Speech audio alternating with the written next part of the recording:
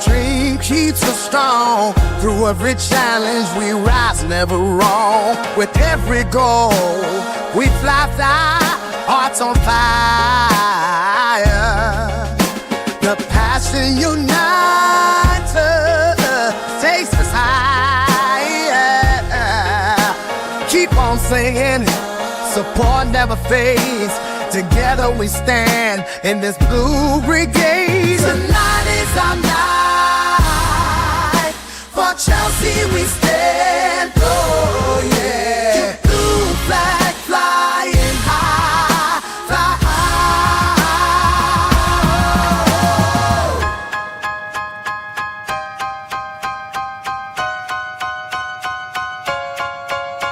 from Stamford Bridge, the pride that we share.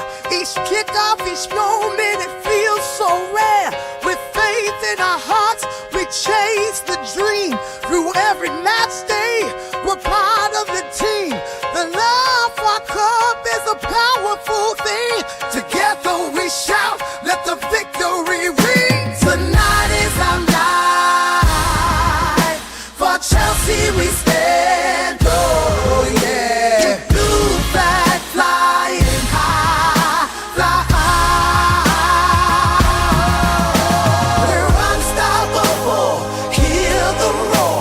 In blue we trust forevermore. Together we sing hand in hand. But Chelsea forever will stand. Tonight is our night. For Chelsea we stand. Oh yeah. Blue flag flying high, fly high.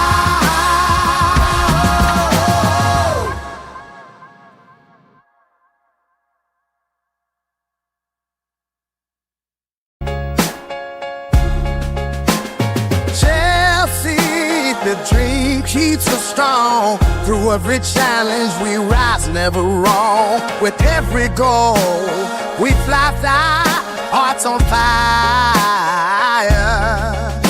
The passion unites us, takes us higher.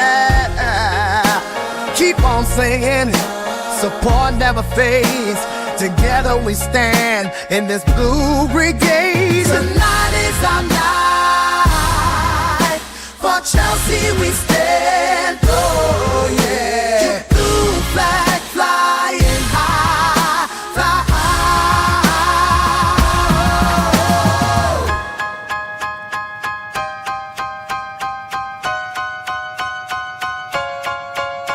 From Stamford Bridge, the pride that we share. Each kickoff, each moment, it feels so rare. With faith in our hearts, we chase the dream. Through every match day, we're part of the team. The love for our club is a powerful thing. Together we shout, let the victory ring. Tonight is our night. For Chelsea we stand. Oh yeah. Keep blue flag flying high, fly high. We're unstoppable. Hear the roar. In blue we trust forevermore. Together we sing hand in hand. But Chelsea forever will stand. Tonight is our night. For Chelsea we stand. Oh yeah. Blue flag flying high, fly high.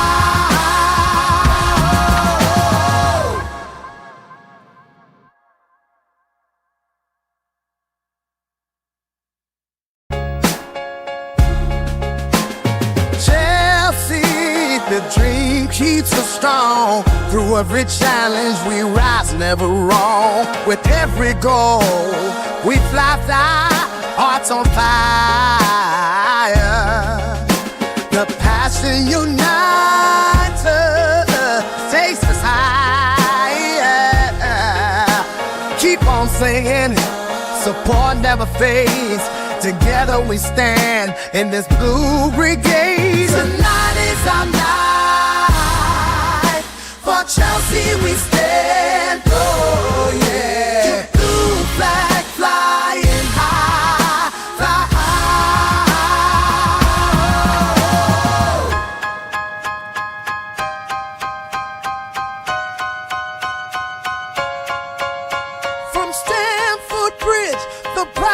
we share. Each kickoff, each moment, it feels so rare. With faith in our hearts, we chase the dream. Through every match day, we're part of the team. The love for our club is a powerful thing. Together we shout, let the victory ring. Tonight is our night. For Chelsea we stand, oh yeah. Blue flag flying high, fly high. We're unstoppable, hear the roar. In blue we trust forevermore. Together we sing, hand in hand. For Chelsea forever we'll stand. Tonight is our night. For Chelsea we stand, oh yeah. Blue flag flying high, fly high.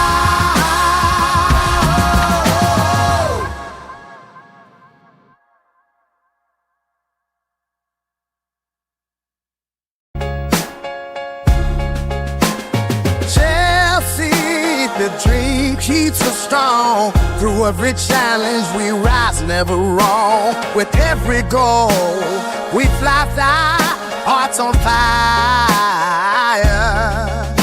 The passion unites us, takes us higher. Keep on singing, support never fades. Together we stand in this blue brigade. Tonight is our night. For Chelsea we stand, oh yeah. Blue flag flying high, fly high.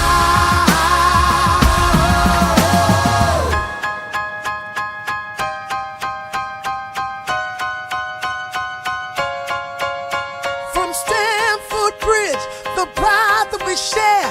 Each kickoff, each moment, it feels so rare.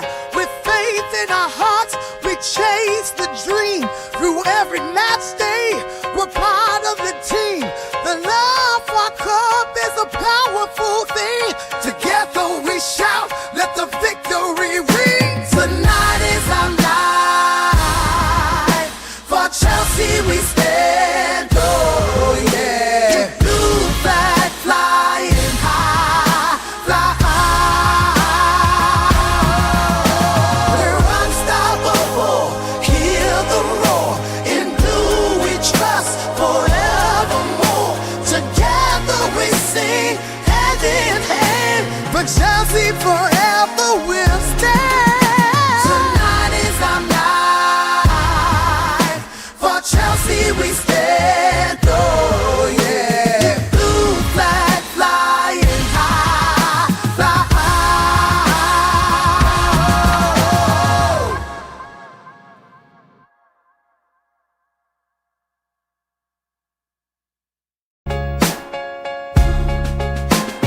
Chelsea, the dream keeps us strong. Through every challenge we rise, never wrong. With every goal we fly, hearts on fire. The passion unites us, takes us higher. Keep on singing, support never fades. Together we stand in this blue brigade. Tonight is our night.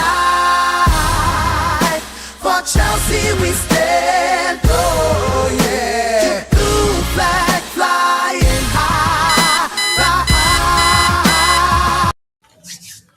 Yes, good people, big up to all of you. Thank you for finding the time to be with me once again for another Chelsea News Roundup show. I do hope you're all doing well. We have quite a lot to talk about. I'm talking tons of stuff to talk about, but all strictly transfer news about Axel Disasi, Tyrique George, David Fofana, Aaron Anselmino, Ato Amba, Frankie, Runman, Kendrick Pies, Raheem Sterling, all of them. We will talk about all of them. And if we still have time, once we're done addressing all those items, we will go news hunting as usual. But before we continue, yes, we still shamelessly do beg for likes. That's because we're not a big account yet, but we're getting there. We're currently at 29,000 211 subscribers, and that we're here now because of you. But if you don't mind, please take a second, drop a like on the video, and also do subscribe for the channel if you haven't. And for those of you who are watching the show in a vertical format, I've learned that all you have to do is just to double tap it,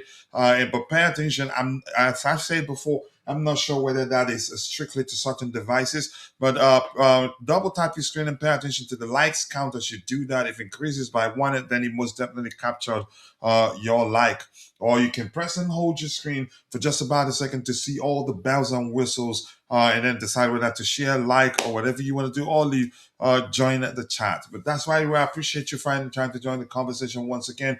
Quite a lot lined up to talk about, and if we get them get done with addressing them as soon as possible, we're going to do something as usual. A lot of commentaries there. I know, yeah, the Arsenal game coming up tomorrow, we still do the Blue Morning Show, where we will do the match preview show, including combined 11 and the Chelsea predicted lineup.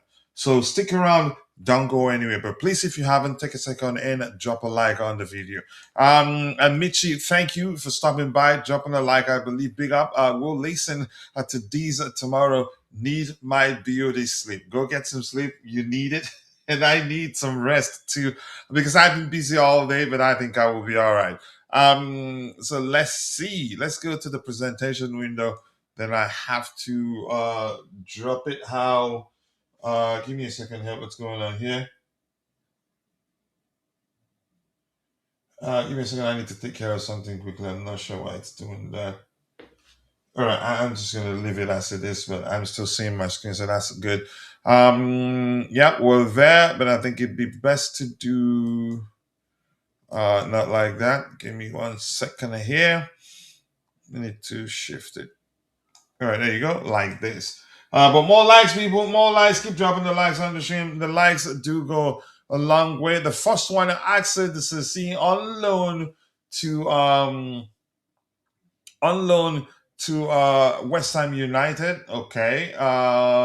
And I don't know whether it makes any sort of sense to read the transfer value listed there by Fortmouth, but we're not interested in that. Tyrique George Everton also on loan. David Dacho Fofana to Strasbourg on loan. In the case of Dacho Fofana, we're hearing that we decided to loan him to Strasbourg so he can cover for Emera, who we learned a few days ago will be out for a few weeks. I'm not sure how long. And then Aaron and Anselmino also to Strasbourg. I think Strasbourg, actually, they benefit a lot for the relationship we have with them. I get it. They are a sister channel, so it only makes sense. But it's not, when you hear people, the ultras, Strasbourg ultras, talk about the relationship, you think that, yeah, it's one-sided, but it's not. You can argue they've become a much better, stronger squad since the relationship was established. Ato Ampa, I don't know him. I think I heard Tobago talk about him in the morning. He's gone on loan, and a lot of people, a lot of good stuff about him. He's good.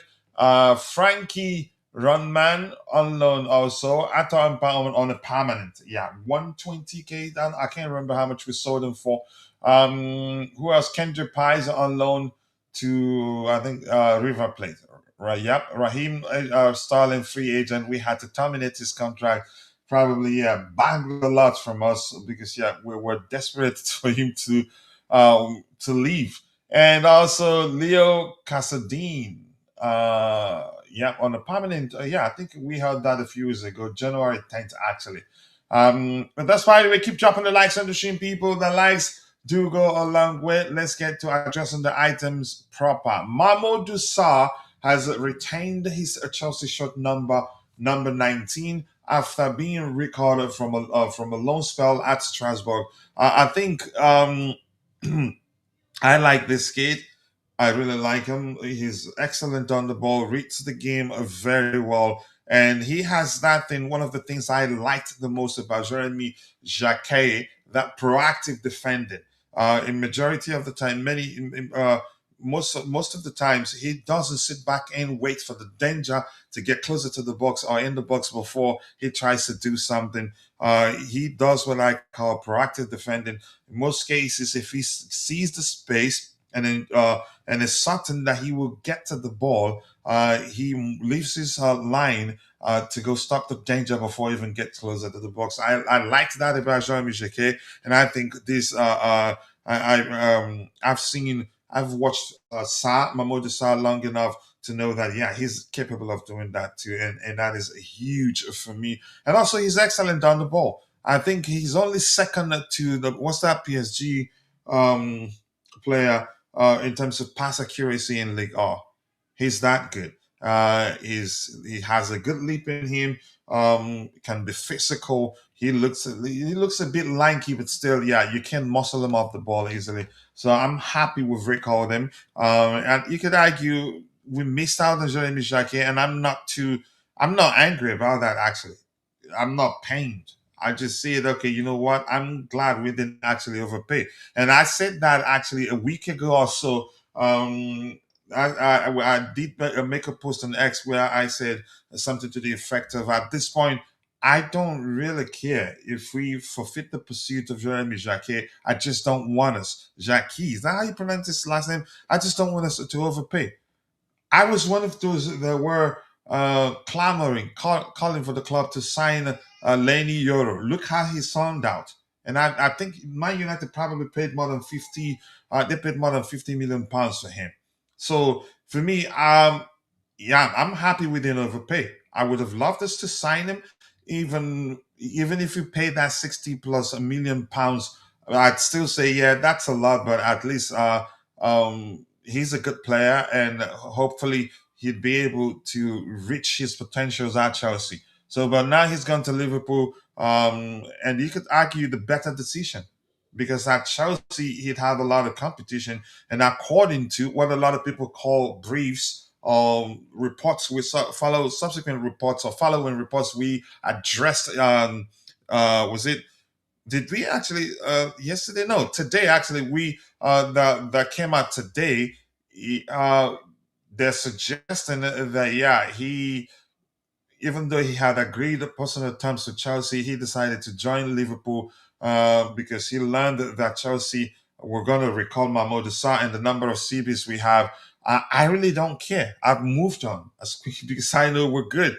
And Levi Colwell will still recover, and hopefully he stays fit. I think we have good enough numbers there. And Anselmino, if he does well, we might decide to move on one of our current defenders and bring him in, which I think he will because he's an excellent defender too, and we like him. And again, in all honesty, I think we've proven actually that he's part of our long-term plan, which was why we didn't agree to insert a buy option when we loaned him to Borussia Dortmund, and the fact that they were releasing public statements talking about how they'd like to sign him on a permanent, that infuriated Chelsea or miffed Chelsea, however you want to phrase it, which was why we decided, you know what,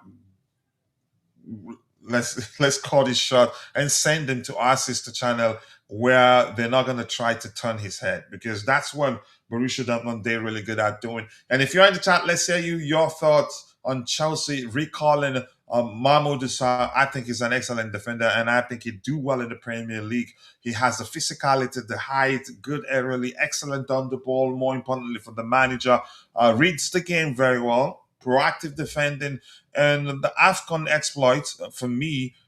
You could say in so many ways has have helped his development as a young player, and he did well coming in for a player as experienced as Koulibaly. He didn't put a foot wrong.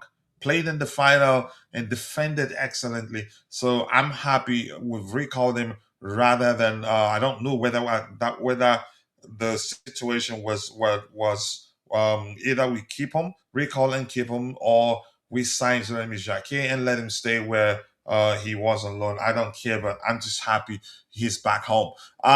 Smash the like button if you're vibing with us. Let's get the likes up. We're getting closer and closer to 30K subscribers, but we cannot do that if we cannot keep liking the video. Thank you, Durov. Nice to see you. I do hope you're doing well. I appreciate you finding time to join the conversation. You too, in. But you have to teach me how to pronounce I'm guessing that's your nickname correctly. draw maybe, but I don't know. United fans are leaving their own delusion. They still say Euro is better than all of our sea beats. That's absolute horse dung. I've raised my hands. One of those. I was one of those clamoring for the club to sign Euro at the time.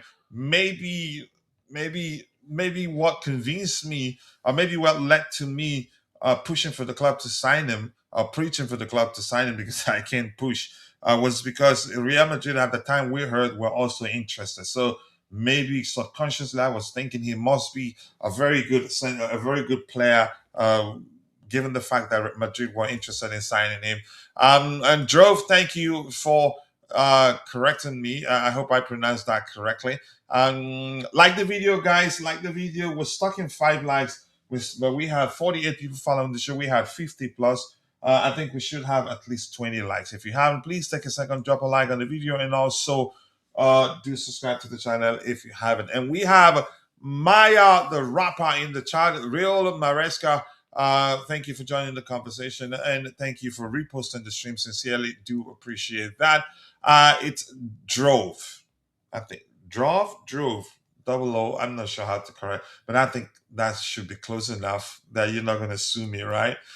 All right, let's see. The next item here is about Axel Disasi. He looks like he's lost a lot of weight, and I think we've talked about this before. And I said, well, as long as he would love to be playing, and his and but yeah, but he's not been playing. That alone, you could say, strong enough to lead to him losing such weight because yeah, he's not happy. Probably. Um, not not depressed is a language, it's a term that I'm looking for, but I feel bad for him, and you can say he's been very professional. We've not been hearing any nonsense from his camp, as you hear from the camps of some of the players we've dealt with. But Axel Disasi, it's an unfortunate situation, and you could argue where he is today comes down to his profile as a player. Unfortunately, we've had managers, how many managers in a row who would rather have ball players who are excellent on the ball, or let's use a general or a more relatable term, they're ball playing defenders. And Axel Disasi isn't one you can trust. Even though with enough space, if he's allowed enough space, he's capable of orchestrating good passes on the carpet and in the air, leading to some people without a proper look at him, deciding that yeah, he's actually good on the ball. But no, under the slightest of pressure, he makes primary school level mistakes, errors. Actually, some he's about 20% at least will lead to you conceding goals. That's quite unfortunate, really. But let's see. Keep dropping the likes on the stream, people. The likes do go a long way. 5 likes. We should be doing a lot better than that. And I have Bands in the house. Bands, thank you for finding the time to join me on the panel. I do hope you're doing well. Why did this kick me out? I don't like this, really.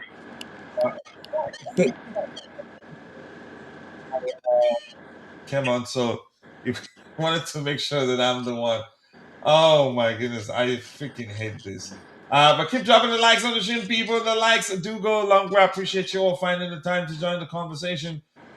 This particular evening is still 6:26 p.m. CST, and thank you once again. We have the correct number, 97 people following the show, and we're still stuck on 13 likes. We should be doing a lot better than that. So if you haven't, please take a second, drop a like on the video, and also do subscribe to the channel if you haven't. Bands, big up to you, and thank you for joining the conversation.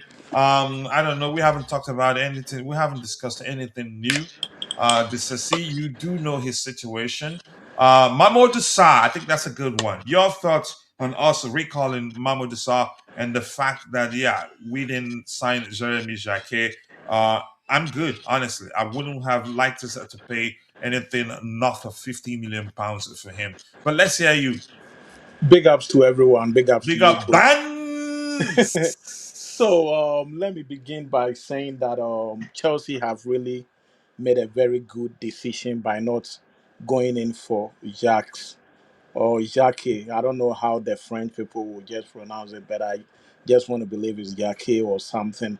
And the reason being that we have so many young, talented, center backs. I hope, or I know a lot of Chelsea supporters have been complaining about the way some of our players are not making a lot of effort to be here, and we needed some experience to come over to, play around these young players. But on the other hand, I don't think our defenders are very, very bad.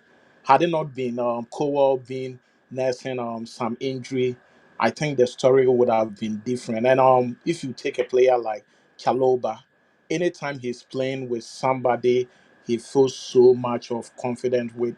His performance are not that bad. And for Fana also is having a very good time. We have a champion. We keep telling the technical team to at least give this young guy some opportunities, because if you look at him, the talent is there. He is very young, and I think more playing time can enhance his style of play. It can give him a lot of experience with the Premiership, and I think he's not that bad.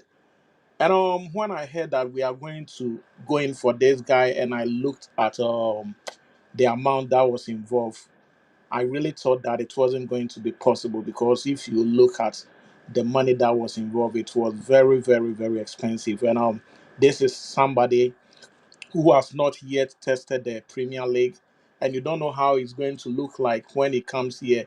Although he might be doing a lot of good things in the League 1, but coming to the Premier League is a total different animal. If you want to know how good and how big the Premier League is, just check the Champions League standing.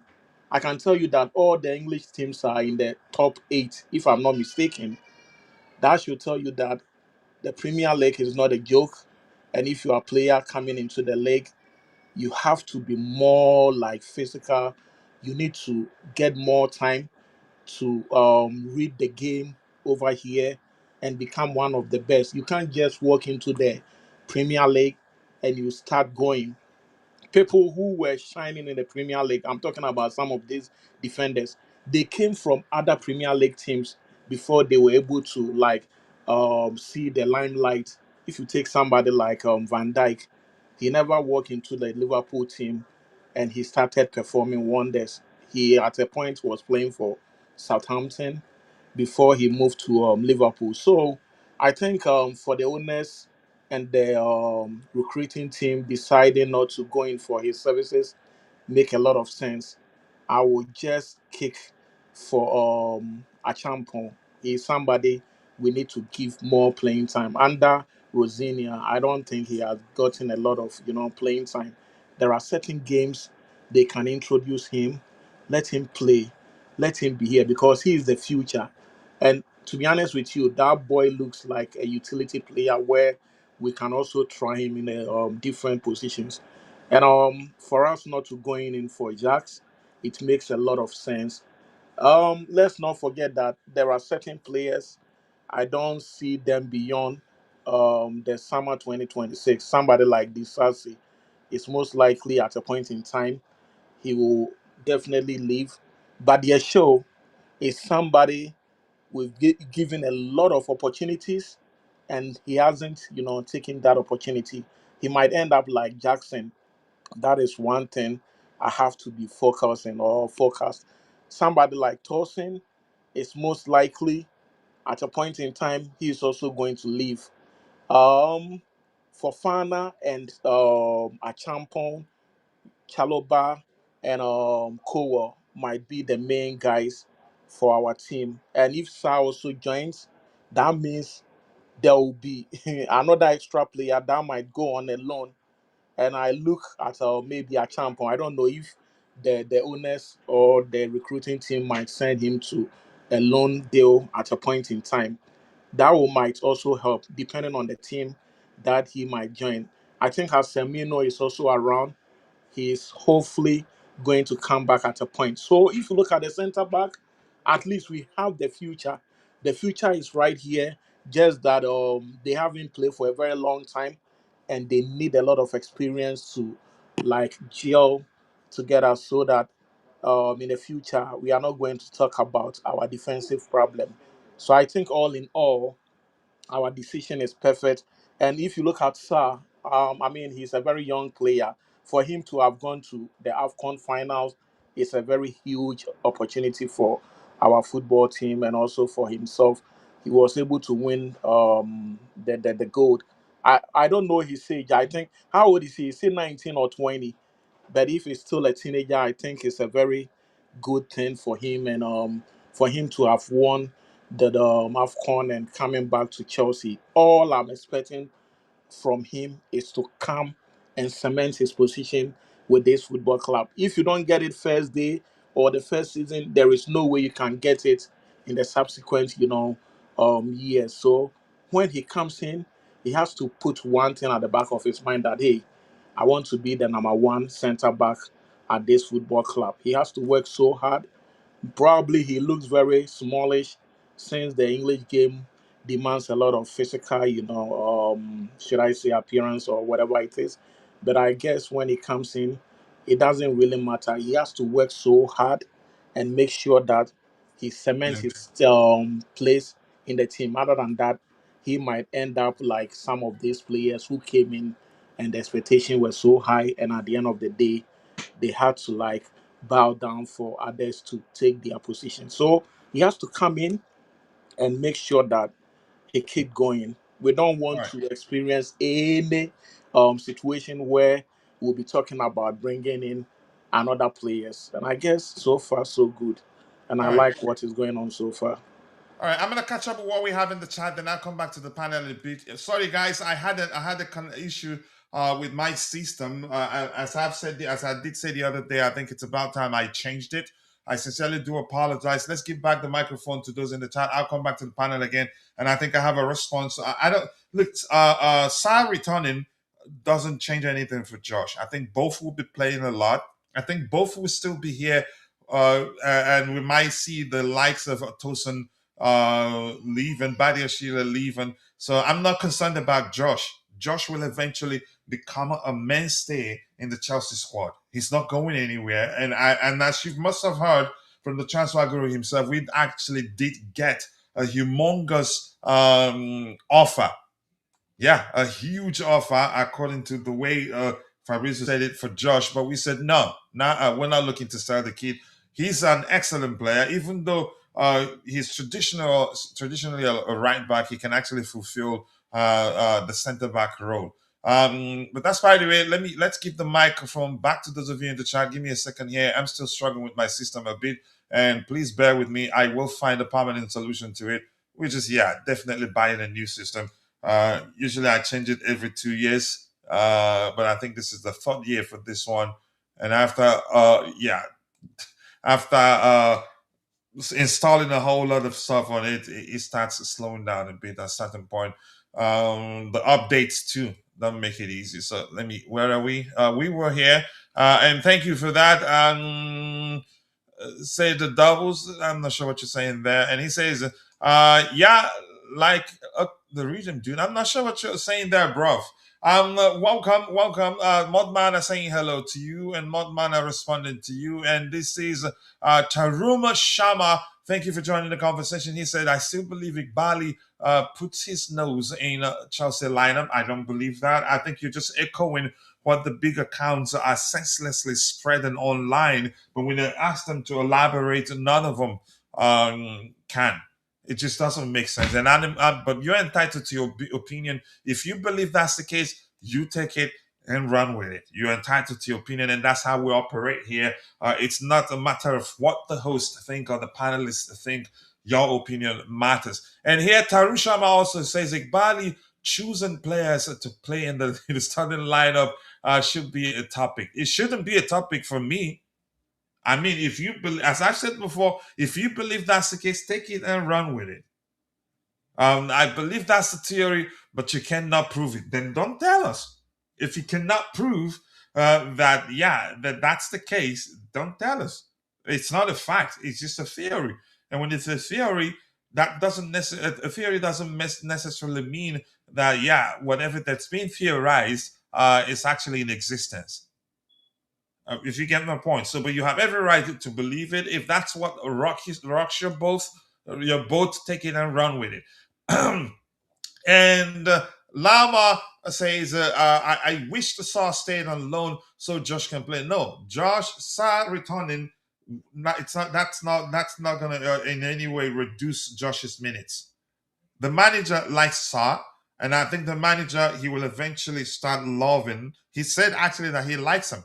Josh is well equipped to, you could say, to stake a claim for a starting place under Liam Rosenior, because he's excellent on the ball.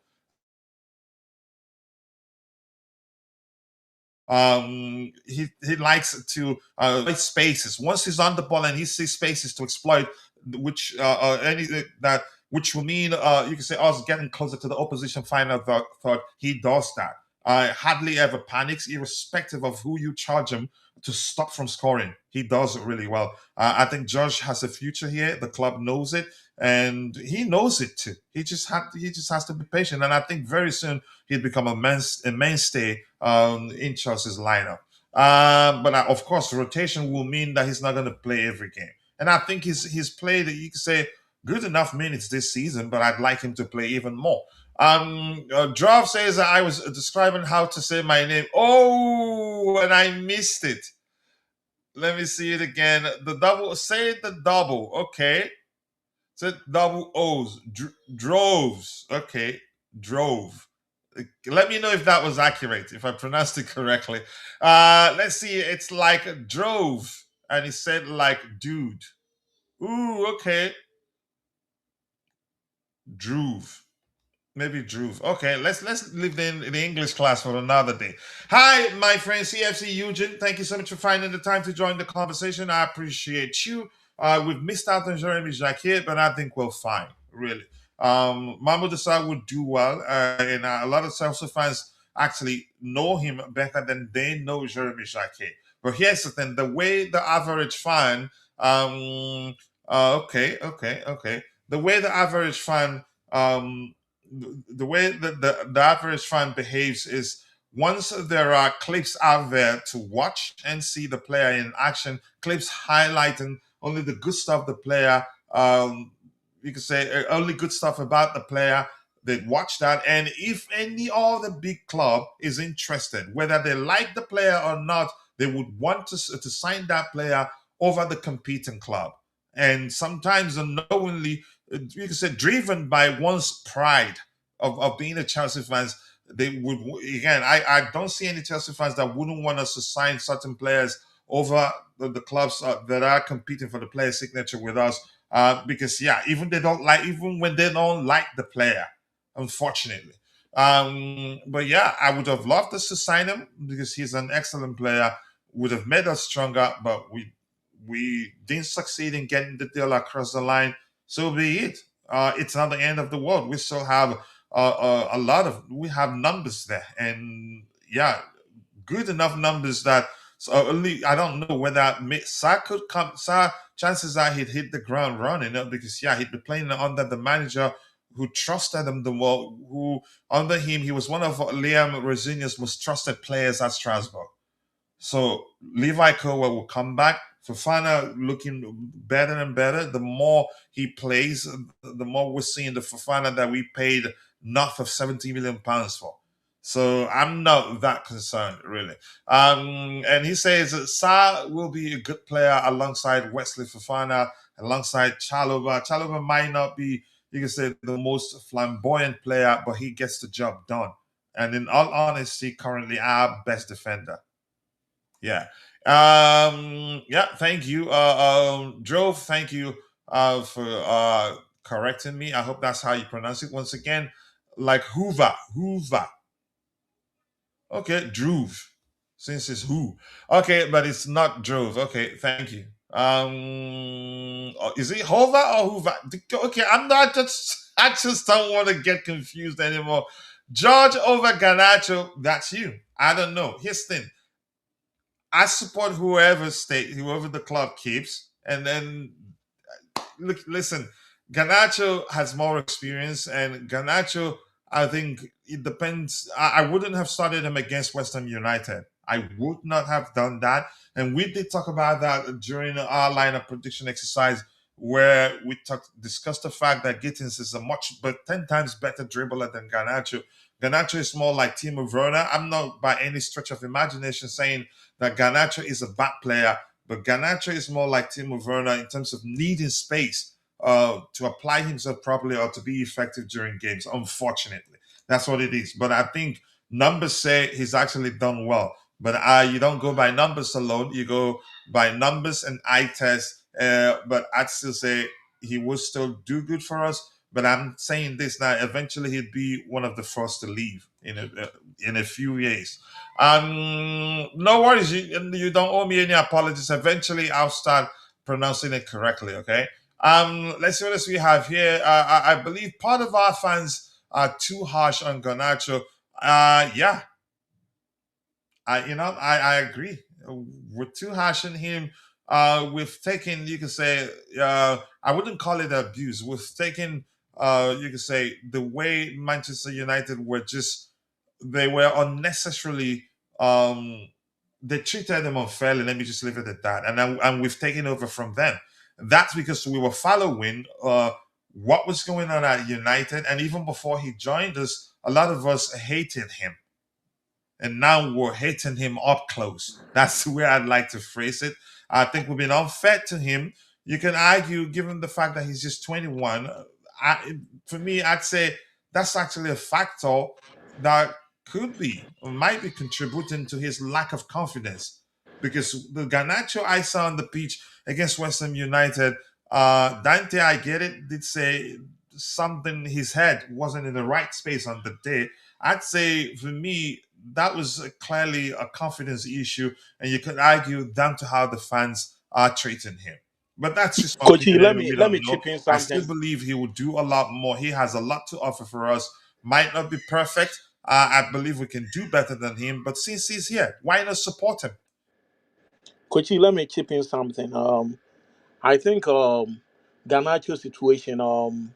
The Chelsea supporters are not helping the young man, and he chose to come here with all smiles and everything. We shouldn't judge him based on what happened in Manchester United, because it seems everybody is talking about him, how bad he was with the fans of Manchester United.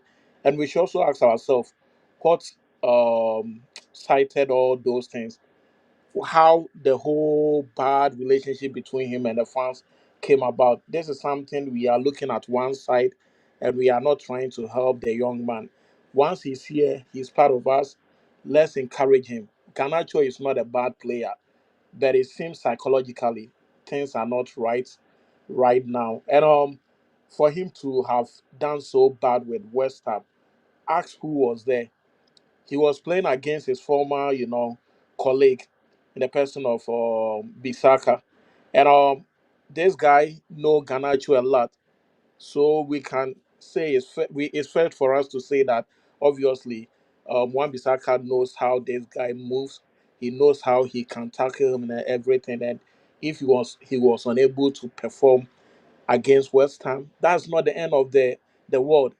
This is a player who came in and scored two nice goals for Chelsea, and it seems everybody has forgotten about that goal he scored for us. So there is some form of talent there. We need to help this guy.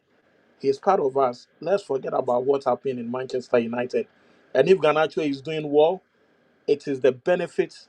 It's going to benefit our football club. For us to hate on him, he's not going to leave anytime soon. He still have a contract unless something bad happens and they said, "Hey, we don't need your services anymore," and they terminate his contract. As I at mean, even now, if you don't he's like him, at least support him. It's yeah. really that simple. Be the As at tough now, man. he's here. So Listen, he's still here, and I think he's not a bad player. We yeah, just, you can say, overdoing it. We're not considering the fact that he hasn't had a full preseason with us. The games he's played so far, practically his preseason, and yet he's able to produce how many goals? 5 goals or so, and one yeah, assist or so. That's not easy, really. Yeah, Just he's doing well. yeah, just support him. You can say slating him every at every chance you get doesn't Trust me, if that doesn't Garnacho help. was Cobham graduate, I don't think people have treated him like that. They'd support him even if it's crappy. Yeah. Yeah. So why don't we do the same thing for somebody who is coming from outside? Although he wasn't here from the beginning, he was part of our rival team, and now he's here. He's a Chelsea player, so let's support him. Whatever he is doing. Sometimes when he's not playing good, other players are also not doing the same thing. They are also playing so bad, but it's always Ganacho, Ganacho, Ganacho, and the way the fans are picking up on him is too bad. You understand? Let's not Mm. forget he's so young. He's somebody who is so close to, social media. Somebody can say something, and Coachella, I'm telling you, you go to the field and you can't even play your normal game, all because of someone's comment. So I believe the Chelsea supporters should learn and try to accept him as one of us. The way they are treating him is not that good, and then they have to stop that kind of behavior.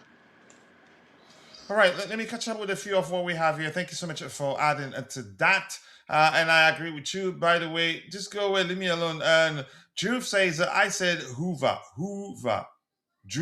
Okay, Juve. Because how you pronounce the O's. All right, no worry about that. We get to that in a bit. Garnacho, brother, is a bad influence. Yeah, I agree. He was. You could say pretty much a lot of Chelsea fans at the time were judging him based on what his teenage brother was doing online, and I don't think that was fair, really.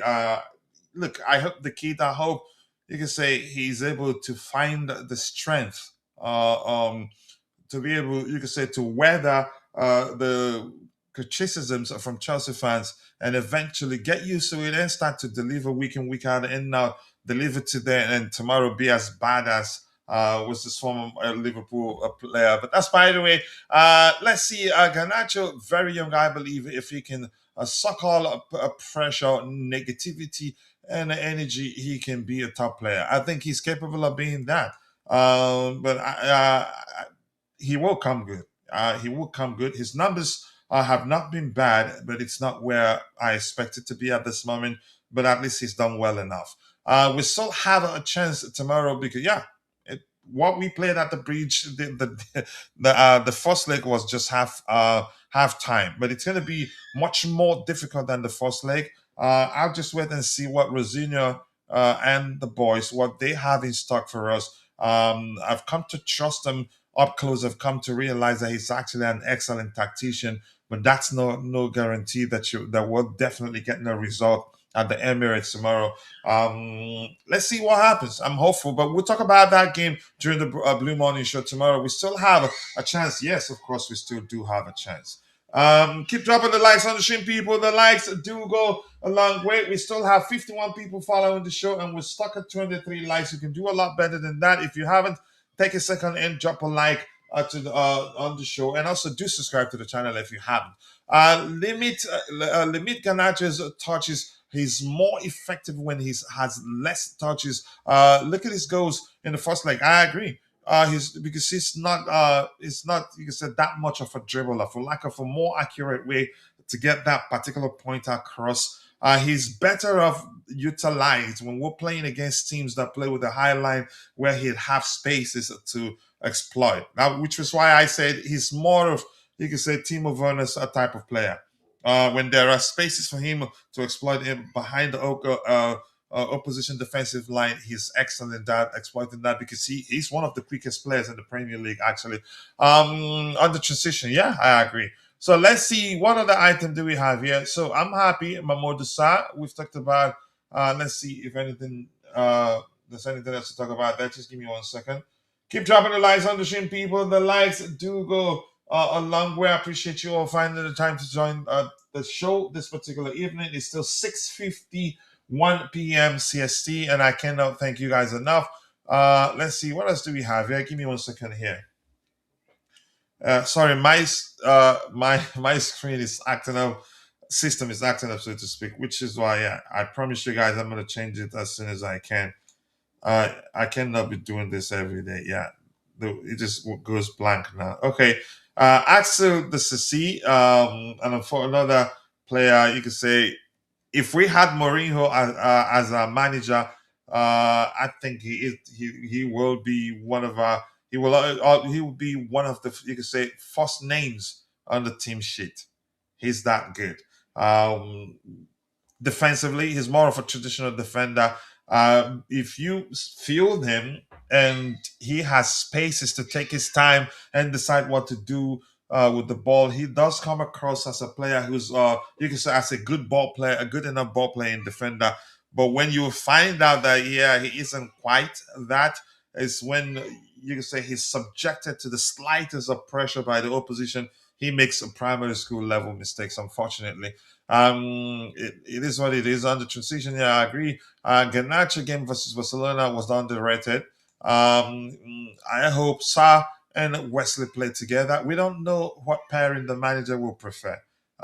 There's a lot that we still need to learn about Liam Rosenior, but we'll see. This says we have evolved away from decisive. I agree. I agree. Wesley Sarr Caicedo can be crucial. Yeah. In the modern day, centre backs need pace, which the CC lacks.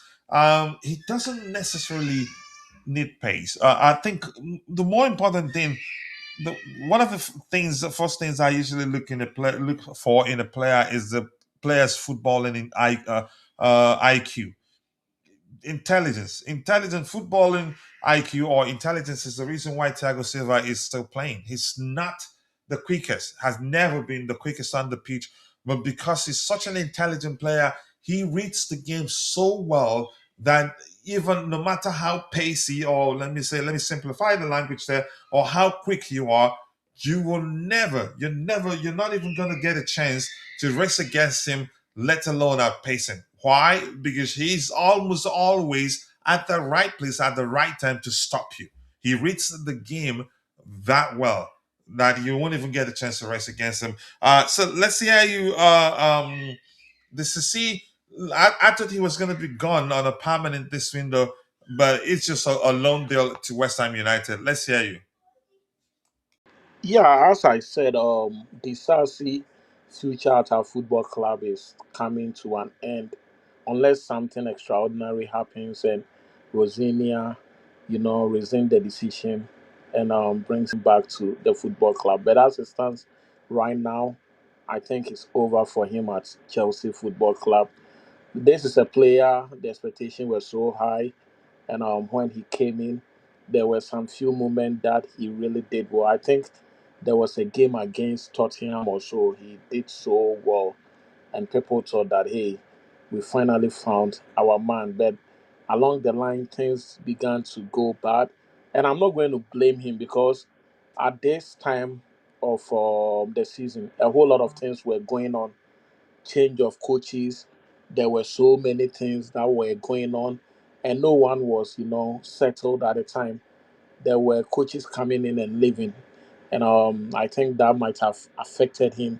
And psychologically, you could see that he's very drained when it comes to the future at Chelsea Football Club. So it makes sense a lot. I'm very disappointed that he went to Aston Villa and it didn't work out. I don't know whether it has to do with the performance or maybe the financial aspect of it. But if I was Aston him, Villa, I think, was a mistake because yeah, Unai Emery likes his defenders to be very comfortable on the ball. mm, So so I think he was exposed on occasions, not just one time. I've heard people argue that the reason was just simply down to the fact that he was utilized as a right back. I disagree. Even in the central area, actually more dangerous because if you yeah. make a mistake in the central area, if you're dispossessed, the opposition player will be facing your goalkeeper immediately. But on either, you could say, flanks, then in the fullback position, there still could be a chance because you're not going to be facing the goalkeeper immediately. It depends on where that happens, but you get the gist. So go ahead.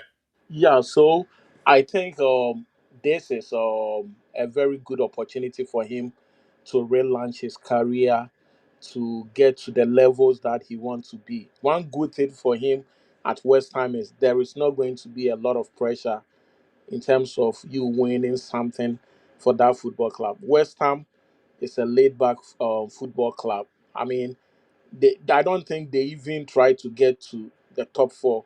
So if you're a player, the pressure is not going to be that much. Sometimes some of their fans could be crazy, but the pressure in West Ham, I don't think is anything near the pressure you're going to have at Chelsea, because Chelsea is a team where every time the expectations are very high.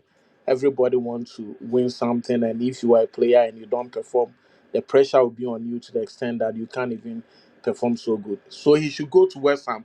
It's still the same London, the same league. Go out there, show what you got. And I think when he goes to West Ham, Nuno is going to use him a lot, since he's coming from a big club. He might be one of their main guys. He's also going to meet some other French players in that team. So it shouldn't be something that is going to be very difficult. He should go out there and prove to everybody if he's really doing good. And one day, Rosenior said, "Hey, Disasi is really doing what I like, and let's recall him back." That would be fair enough. But I think him going is a very good thing for him and also for Chelsea. Yeah, just give me a second. I was gonna have you continue speaking so that I can take care of something. But let me Yeah, just say, look, yeah. and But go ahead. I Yeah. can continue. Like for Disasi, I also think that probably he this is by my own thought, and is by the way.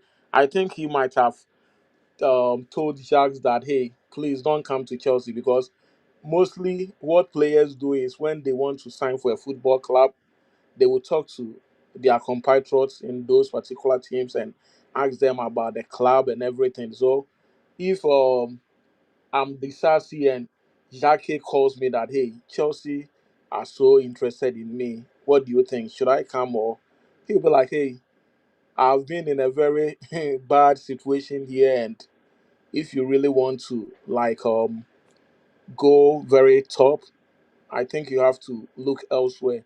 And that's just my opinion, though. I think he might have had some, say in this guy's decision to have joined Liverpool, because from yesterday I was monitoring the news, and they said Chelsea have agreed, Jackie has agreed personal terms with Chelsea, but it's left with the football club. And I woke up this morning and I was told that he's moving to Liverpool. That was, something that was really, interesting. And also with Anselmino, I believe our football club has done so harm to him, and we need to try as much as we can.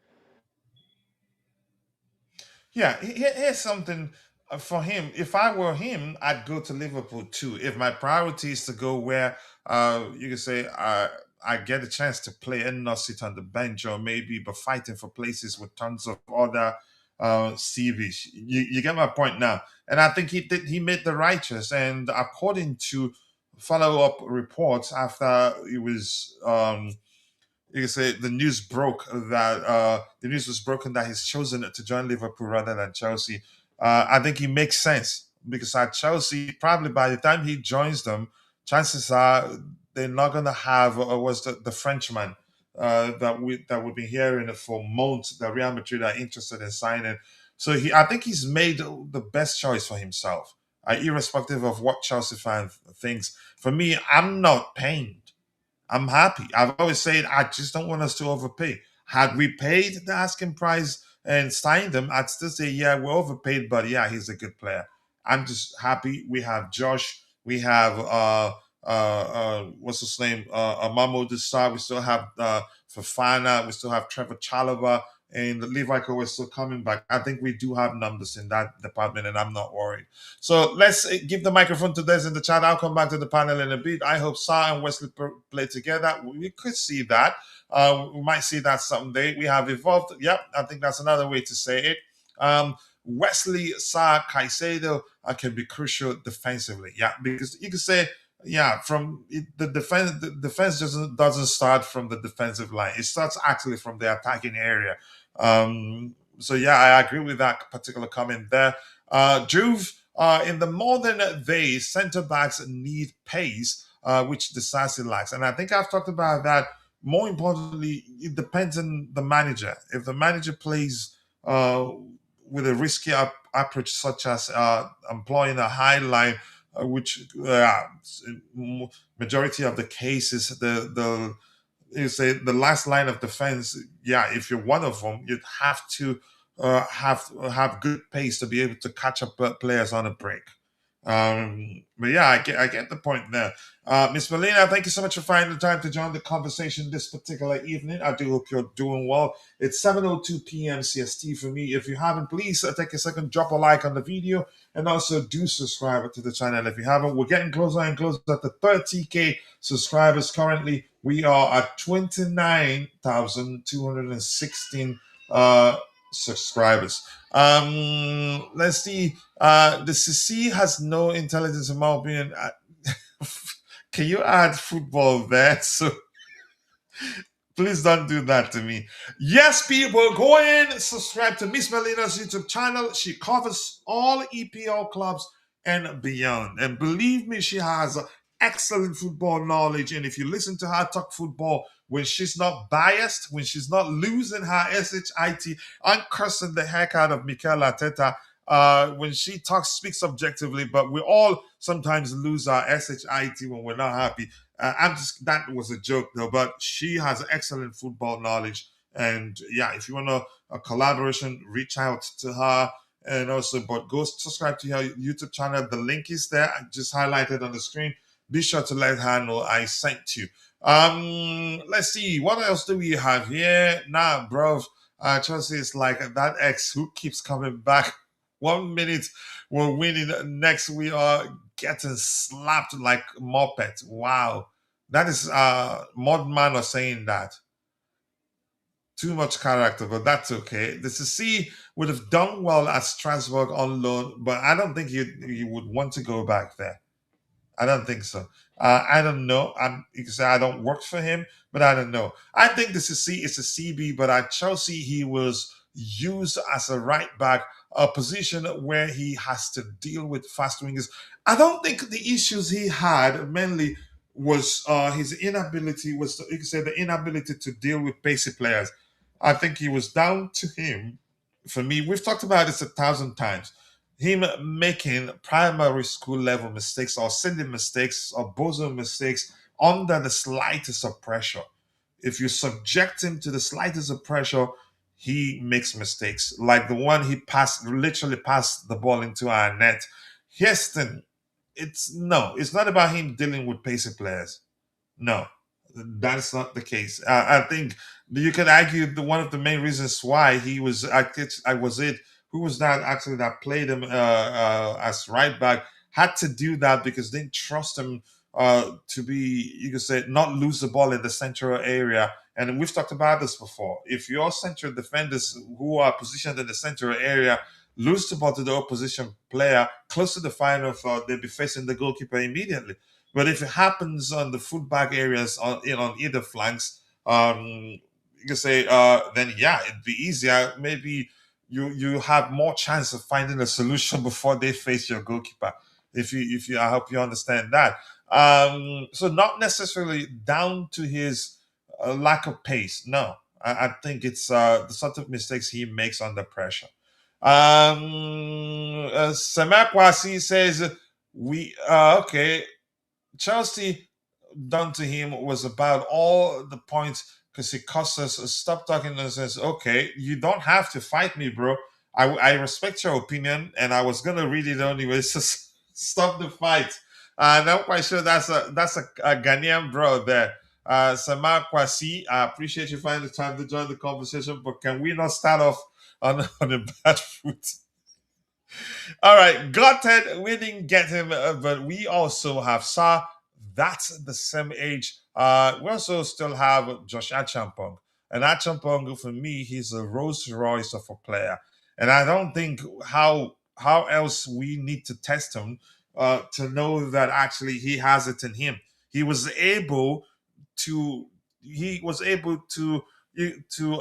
deal with what's his name, that tall powerful centre back that he centre forward or striker that he dealt with. Was it the Crystal Palace striker? I can't quite remember. I can't quite remember who was that. One of the games are on there in Zamareska, but and he's a confident chap. Actually, I've never seen him look out of place in games where he got a chance to play. Ziggy Ta, thank you for that contribution there. The CC, the CC, is that pidgin English? This is not be the fastest or the strongest or the hardest worker or the most consistent or the best player, but he is still okay. Yeah, I think if we had Mourinho, as I've said before, he'd almost always be one of the first names on the team sheet because Mourinho will simplify things for his centre backs. There'll be nobody trying to play out from the back, and I think that'll be okay for him. Just release the ball. If you're a centre back, release the ball as quickly as possible. The issue, we actually knew that he'd be surplus requirement the moment we realized we that we were on the verge of hiring Enzo Maresca. All right, Ibro, my bro. That one, KK, I appreciate you finding the time to join the conversation. 27 likes, people. We should be doing a lot better than that. Let's try and get it to 100 likes today. I think we can, but only if you believe we can. And here's the thing: for some of you viewing the show in a vertical format, you can just press and just double tap your screen. I think that works for pretty much all the devices. If you're viewing it in a vertical format. And for those of you viewing the show on X or Facebook, please do us a favor, take a second, drop a like on the video, and also do subscribe to the channel if you haven't. You're fighting Mod Mana. None of the moves shocked me or intrigued me. None. I actually didn't know we were going to actually push this seriously to try to sign a player this January transfer window. But it's all good. I think we're fine. With the return of Sarr, basically solves, you can say, yeah, we have one more good defender, actually. As young as he is, I think I'd take him over some of our current center CBs. But that's a small opinion anyway. All right, let's move on to the next item we have lined up here. This is C. I know. Have you spoken about him? Bands.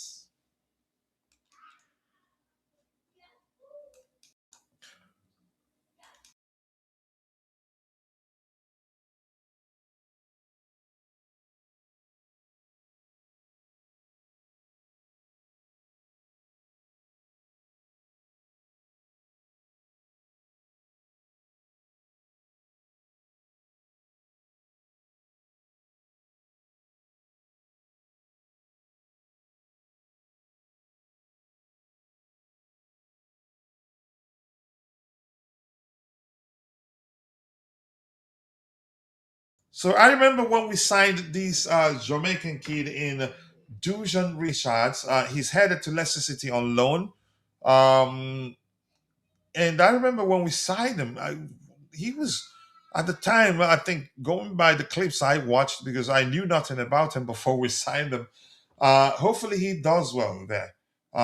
Vince thinks is a massive move. I trust Vince's instincts, and let's see what happens here. After, and Fabrizio also says under that one, after Mukasa, so to speak, Leicester City will also announce the signing of Dujon Richards on loan from Chelsea. Um, I don't know. A lot of players, I've forgotten some of them actually. I don't know if they actually exist. I remember when we signed the CC, Monaco fans said, congrats, but he will frustrate you. Did they really? I didn't. I listen. It was Badiashile. I did know about Badiashile before we signed him because I liked him. I think I watched one of their games at the time, and I can't quite remember who I told that I really would like Chelsea to look at them. But he's been very disappointing of late, and down to him, you can say, needing to play consistently to become more polished than he is right now. The injuries that he's suffered haven't helped his development really. But you can say he's actually another player we have that is excellent on in terms of passing range. But unfortunately, we need a lot more from him than his passing range. And I strongly believe if he stays fit and plays consistently, we start seeing that this is see that we at the time because we he wasn't in our Champions League squad. But once he played the league game for us, a lot of people were losing their shit because how good he showed he can be when he played league games. I think he's not a bad player. I think something isn't quite right with him. Maybe the injuries, that he's had has kept him out of that. You say that meant that he's not been playing as often as he should be playing to continue developing properly.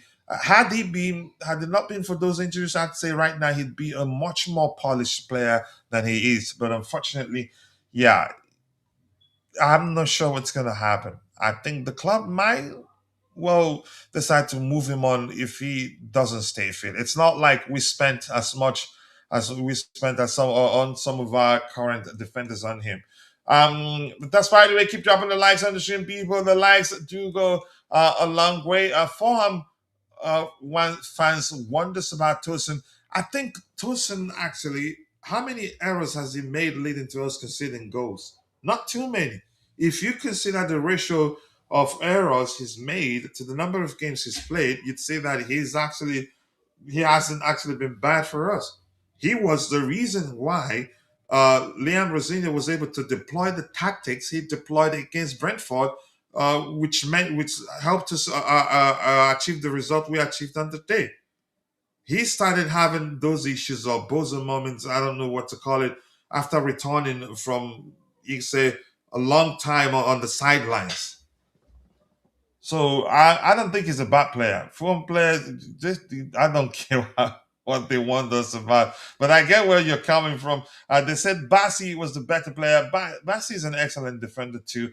Can be aggressive, good on the ball, and can also you can say has you can say a good enough passing range in my opinion. Yeah. All right. Let's see. 99 errors by Tosin. He only played because he had I don't want to say I don't like you. But you know that I'm not gonna read that. I will not read that, and you know that really. Um. So Banks, how about Dujan Richards? I think it takes some exceptional um performances from him on loan for Chelsea to decide to bring him back. I think we will eventually sell him. I'm not sure how old he is right now. I don't think he's 20 yet. If anything, at most 21, but I'm going to check. But let's hear you, Bans, if you're still there. Um, which team is he moving to? You said Leicester. Leicester City, yeah. Yeah, I think with his age and the kind of players that he's going to meet there, it's good for him because right now there are so many. The whole roster is bloated. So if you're trying to come into the first team and you are not getting the opportunity, just go elsewhere, make your marks there, and come over And here. if you do Make well enough, there's no way we will overlook you. Exactly. It has happened to so many players, and you should just go out there and do well. And if you look at Leicester City, they are still struggling. I don't know if they can make it to the playoffs. And if they are unable to make it to the playoffs, just continue to stay with them. So far as you can get some playing time, just be there. Make sure you get yourself exposed. Let Rosinia see the progress and recall you to the team because looking at his position, I think we have a lot of players here. And if he continues to be here, his limitation is going to destroy his career. So going to Leicester City is really good for him at this moment. Mhm. Yeah. Yeah, thank you so much for that. But Tyrique George, I has he mean, finally moved on loan or have you heard anything about that? Because I sorry? was told Tyrique George. Yeah, he's gone on loan to Everton. I think his loan deal to Everton, I think, was completed yesterday, Oh, and okay. this is to West Ham United. There are a few other players who- that yeah, who's gone out on loan. But yeah, this kid, I'm not sure, but Houston, one thing is certain: if you do really, really well, there's no way the club will overlook you as long as you do well. But if you Yeah. don't do well, I think eventually they will move you on. And for me, it's nothing new. It's something Yeah. you can say that we've been doing since the days of Roman Abramovich. Not just Yeah. us; other clubs do it, and I think that we're gonna start. We will start seeing more and more of that clubs because yeah, they're trying to be proactive, given the you say tons of financial restrictions, which mean that yeah, it doesn't matter how much you have as a club. There are limits to how much you can spend. Yeah. Um, And yeah, even there are certain players who are part of the team right now, and I have the feelings that if those players don't make a lot of amends in terms of their health and everything, probably they are not going to be here beyond 2026. Somebody like Delap, he has come under criticism, and I think I, he stays. yeah, I Listen, don't know what he's is not going. a bad player. Bans, let's talk. Let's talk about this again. Yeah. Delap isn't a bad player. He's still very very young. Hmm. He had, but Bayern wanted him. Yeah, even Manchester United United wanted wanted him him. in his thing, and that you remember that final against PSG. he could have scored two goals. Yeah, I was at the stadium. He I was saw just him. one of them. You could the two both. One of them was a good save. The other one he was just unlucky. But that's by the way. Also could have scored one against. Could have scored one against West Ham United, and he was just a slick touch. Yeah, He's an excellent finisher, and I think eventually he will start scoring for us. And I'm patient. yeah, I'm not. Listen, I will defend him with the last last drop of my blood because I know what he brings to the table. I'm not yeah. joking. He's a good player. He's not perfect. He's still, you can say, has does have a lot of, you can say, polishing to do. Like he has everything suitable for the Premier League. The body Yes, is yes, there, exactly. the Yeah. physique is there, and everything. So it's left with him because I know a mega is coming during the summer windows, and if he comes in and he start banging in goals, is going to limit your game time. So he has to command the position. Like he has to cement his place before someone even comes in. Because right now there are so many things that is not going on his favor. But I believe he's not bad as you are saying, but he has to work extra hard. Chelsea is like that. You need to work extra hard, try and deliver. If you deliver, you're not going to have any problem. Even the likes of Drogba and Anelka and all those guys, when they came to Chelsea, they didn't just start banging in goals. It took them some times, and I'm so worried that certain players also came in and they were not successful, and at the end of the day they had to go. Somebody like Pato, the time he was coming to Chelsea, he was a big player. You can also talk of Crespo. Crespo was even doing good because he wasn't like performing so bad. Crespo had some moments with Chelsea. He scored some important goals. He was prolific. But the fact that there were a lot of, quality strikers out there, it diminished Crespo's, presence. We have the likes of who? Anelka. A whole lot of players came in. Maybe you can mention some few, and they were not successful. Even Torres came in, had some moment with Chelsea, but at the end of the day, he had to leave. So with the lab situation, this is the Premier League. He has tasted it previously, and he's now playing for one of the biggest club. He has to do a lot, and everybody will come to his, support or something like that. I believe he has the qualities, but it is left with him to execute whatever he has in him to succeed in the Premier League because he has done so many. Like his performance, sometimes I don't really get it. I don't know whether it has to do with the system he's in or it has to do with his own psychological, um, problem. He's a good player. There was a game he came in and he really changed the game. Although I don't think he scored in that game. I think our game against Brentford or some team, he came in the second half. and everybody was talking about how good the lab is. So I still have hope in him, and he has to do a lot to change the narrative within the Chelsea community, because a lot of people have been saying so many things about him which doesn't look that good. All right. Hey, if you're in the chat, we have Mod Mana, an AI we're training to have conversations with community members. You can start a debate with them. You can just write debate, exclamation mark, debate, then present the topic you want to debate with Mod Mana. It will start, but there's a limit to how much you can say back and forth. You can go with it so we don't exhaust the quota we have per show. So you can give it a try. You can also ask it target, ask a question, and it will respond. And it uses the Google AI brain and the ChatGPT AI brain to answer questions. And believe me, you will get good answers if you do. That's up to you. What else do we have here? Um, we started Tosin in Bayern. Okay. Let's see who's Sa better than. I don't want to get into that argument. Well, I think Sai is still young. We shouldn't try to make any Yeah, comparison I don't of want to now. do that, but I Let can. him come Even in. if I really want to, I can give you two names at least. But I don't want to do that. Probably he's good. He's better than Badia Show. That one I can be sure about it.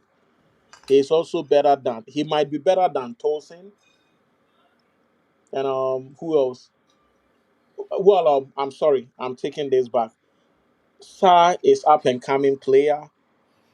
He's not here to like compare himself to anybody. He's here to compete. So let's give him time. His first season will determine what player he's going to be in the Premier League. Because sometimes you can hype players, and when they come in, it's more like a disaster. So at this time, let's just give him some time. Let him come in and settle down, and we'll be able to like know who he is and the kind of player he is and what he's bringing on the table. Let's not do the comparison. That is not going to help him. All right, I'm gonna get to that in a bit. Who's you have your answer? Let's see what else we have here. I like Champions League next season. Let's see what happens. It's going to be difficult to finish top five actually this season, but we wait and see what happens. That we just have to continue winning our games. We've made, you can say, a few errors during the course of the season that have made it very difficult right now. And Vic So, is in the Kochi, house. Vic says here, Matson did well on loan and was overlooked. Heston, let's say this. Um, it depends on what we have at the time. Sometimes you do well on loan if there's no space for you. If the manager or if the manager or if the hierarchy feels like no need to bring you back, and if you want out, if you cannot be patient, they will let you go. Or sometimes they just decide to move you on and free you. They do that. They free players. So the fact that if you do well, that it'd be difficult for them to overlook you doesn't mean every player that does well on loan comes back and becomes part of the squad. We'll have, you could say, the stadium itself filled with Chelsea players alone. But I get where you're coming from. You're just making the point clear that doing well on loan doesn't necessarily mean you get to be a starter at Chelsea. So I like that correction from you because maybe what I said maybe too vague. Too vague. Yeah, I agree. So will Esther be available? I think I did see when I looked the other window, I did see that Vic actually responded to that question. Petrovic, Matson, Chukwuemeka, and Gilchrist all did well while on loan. Back to my point, and I'm happy you said this. This is more of a correction to what I said. What I said, definitely too broad. Saying if you do well out on loan, it'd be difficult for them to overlook you, which is still correct to a certain measure. But the truth remains, we cannot keep all of them, irrespective of how good they are. They all are. Eventually, there'll be some that we might not be able to keep, either down to the fact that they don't trust that they get to play well and play enough minutes and would want to leave. Some would just be, yeah, there's no space for them currently. Then they will leave. Some will be us wanting them to go out. You can say continue on loan while we try and make space for them, and they say, nah, I'm not waiting. And you let's be clear here. Cobham is more is no different from like that very good school in a given, let's say, in a certain community where employers are almost always waiting for graduates to hire them immediately. Some of them actually they don't wait for them to graduate. Just you attending that school alone is enough for some companies to come calling and say they want you to work for them. It depends on how well you're doing, with project and all that. But you get there, that analogy. So yeah, and for carbon products, there will almost always be clubs interested in signing them even before they graduate, even before they go out on loan. But some of them were reluctant to let go because we see their talent. And eventually, when it's time, when they started maturing at a certain point, if there's no space for them, they leave. So thank you for that correction, even though I don't like you. So let's see. What else do we have here? In that case, we're cooked. No, we're not. I think he makes us better, really. The lab isn't a footballer. He is a wrestler. The lab is not Adama Traore. Sorry, the lab is more technically gifted than a lot of people give him credit for. He's more focused on hitting people over making proper football plays. Guy is a better player than the lab. That is just a rage baiting argument. And wallahi, I don't have your time. I don't have your time. The lab is actually very, very good on the ball, really. But here's the thing, what you're doing now, that's typical stereotype. It's a typical stereotype in people, just like, which is something very common with humans. Because yeah, traditional number nines are known to be bulky as the lab, and in most cases as physical as the lab or aggressive as the lab can be on the pitch, leading to a lot of people not looking beyond those attributes and paying attention to how good he can be on the ball. Actually, yeah, he can actually operate as a hybrid number nine. He's capable of it. But I think the difference is that I don't think we'd actually see the best of him. Maybe eventually he'd become good at, you could say, really good at hold up play. Like even if the ball comes even if the ball doesn't come on the carpet, if it comes in the air, he still be able to shield the ball very well, guide himself. You could say protect, you could say, his space and be able to trap the ball and do something with it. He struggled actually to prove to me that he's capable of doing that. But if you can keep it on the carpet and you just pay attention to him. He's good on better. You can say he's actually good on the ball than a lot of people give him credit for. And given the way he applies himself on the pitch, I think you're better off getting used to him getting a lot of yellows until he becomes more polished. Eventually, that will drop. For Caicedo, the same thing. You'll be seeing a lot of yellows until he becomes more polished. Let's see. What else do we have here? Okay. Modman are trying to be British. Coachila will defend anyone at this point, including. No, here's the thing. I try as much as I can to be objective. I can be biased at times because I'm human after all. But I don't like to look back and say, "Dang, dang it, I was biased there." If you get the point. But Chimera, I don't like it. Just leave me alone. Anything else? Ibro asking Modman or something. Did he respond? I think you need an exclamation mark debate. The exclamation mark comes first. Yeah. All right. Let's see what else we have here. Somebody asking Modman or something. Okay, debate. Wrong way too. Also, Sarr probably isn't a better than a fit Colwell. But I think he's better aerially than Colwell. He's better aerially than Colwell. Colwell, one thing I'd say Colwell definitely better than Sarr is his passing range, his vision. Colwell actually, you could say, comes close to Enzo Fernandez in terms of his vision. But in terms of aerial ability, I think Sarr better aerially. Sarr better in that physicality, much better. Aggression, much better. So they complement each other. I wouldn't mind playing both actually. But let's read through your comment here.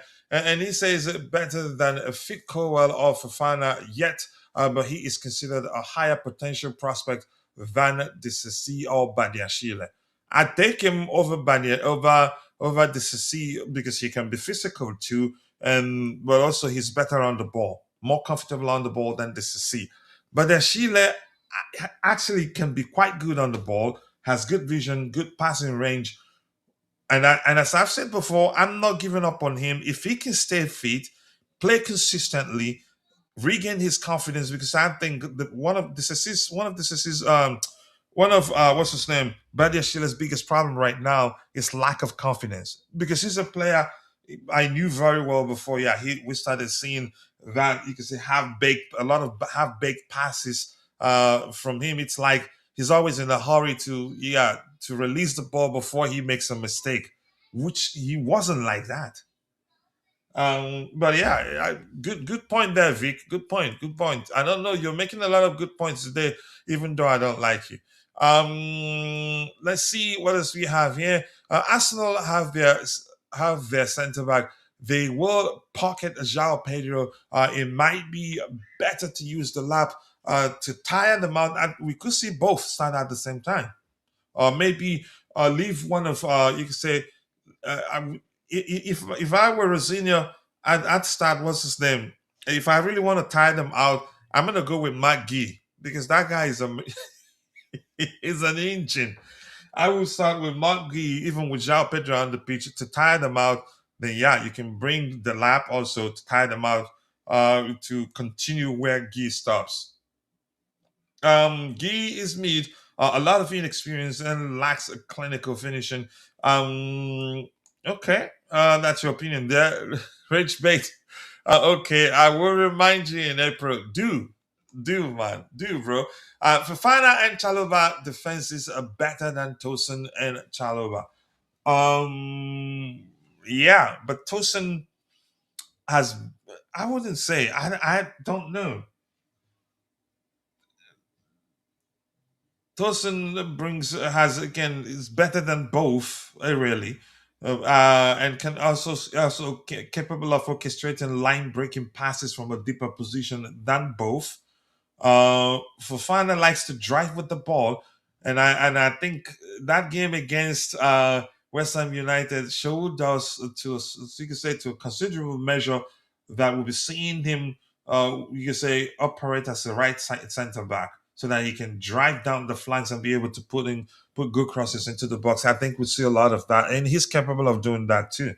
Yeah, but that was a delicious cross, a better cross than we've seen from from majority for nearly all our wingers. And right, maybe not James because James always puts in the delicious crosses into the box, but that was you could say pinpoint accuracy.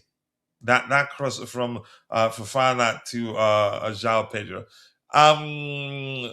Yeah, let's see if it responds. If it doesn't, I will force it to respond.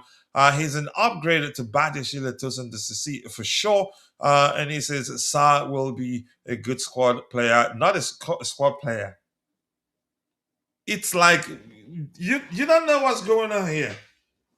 This is more like what's his name? He's not returned to Chelsea to be a squad player. That is like you could say after Chelsea doing everything they can to get the deal for Jorginho from Napoli to Chelsea across the line for him to come become a squad player at Chelsea. I get it. Sarr with already signing, he was just on loan. You could say he was already a player and just on loan at Strasbourg.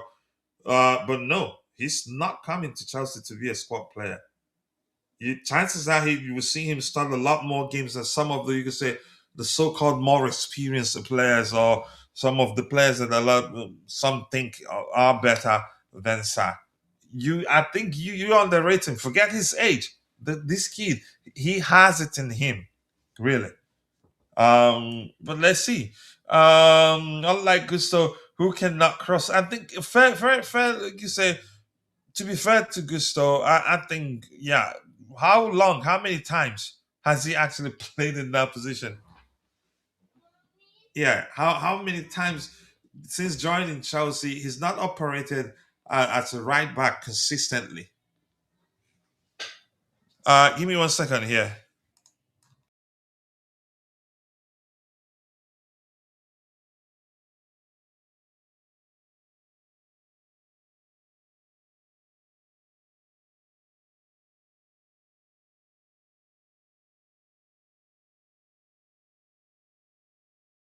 All right, so yeah, but unlike Gusto can actually cross. Gusto can cross, but I don't know. We've not used him as a right back consistently.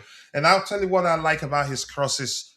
He puts the crosses into the box with pace and mainly on the carpet.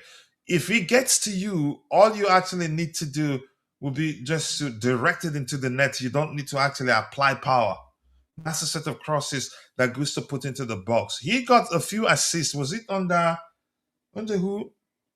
Which of them on the Pochettino? You can say RXX. We've had so many X's these days. It's difficult to remember all of them. Gusto can cross. Malo Gusto can actually cross. I'm not no joke. Um, yeah, get Gusto into the crossing position, but always ruins it. If there's no space, he's not that much of a dribbler, but I can assure you he likes to cross, really. And to be fair to him, he's yeah, when he's not, we haven't used him consistently as a right back.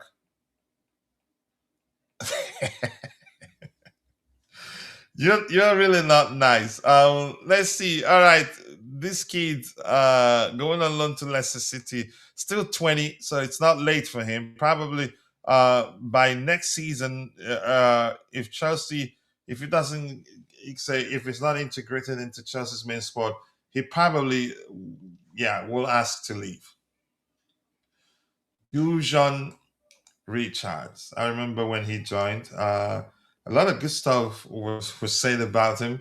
Sorry, my screen is a bit slow for reasons. Yeah, the system itself. I have a lot installed on it. So more likes, 35 likes, people. We can do much better than that. 80 people following the show, and we have just 35 likes. If half of you like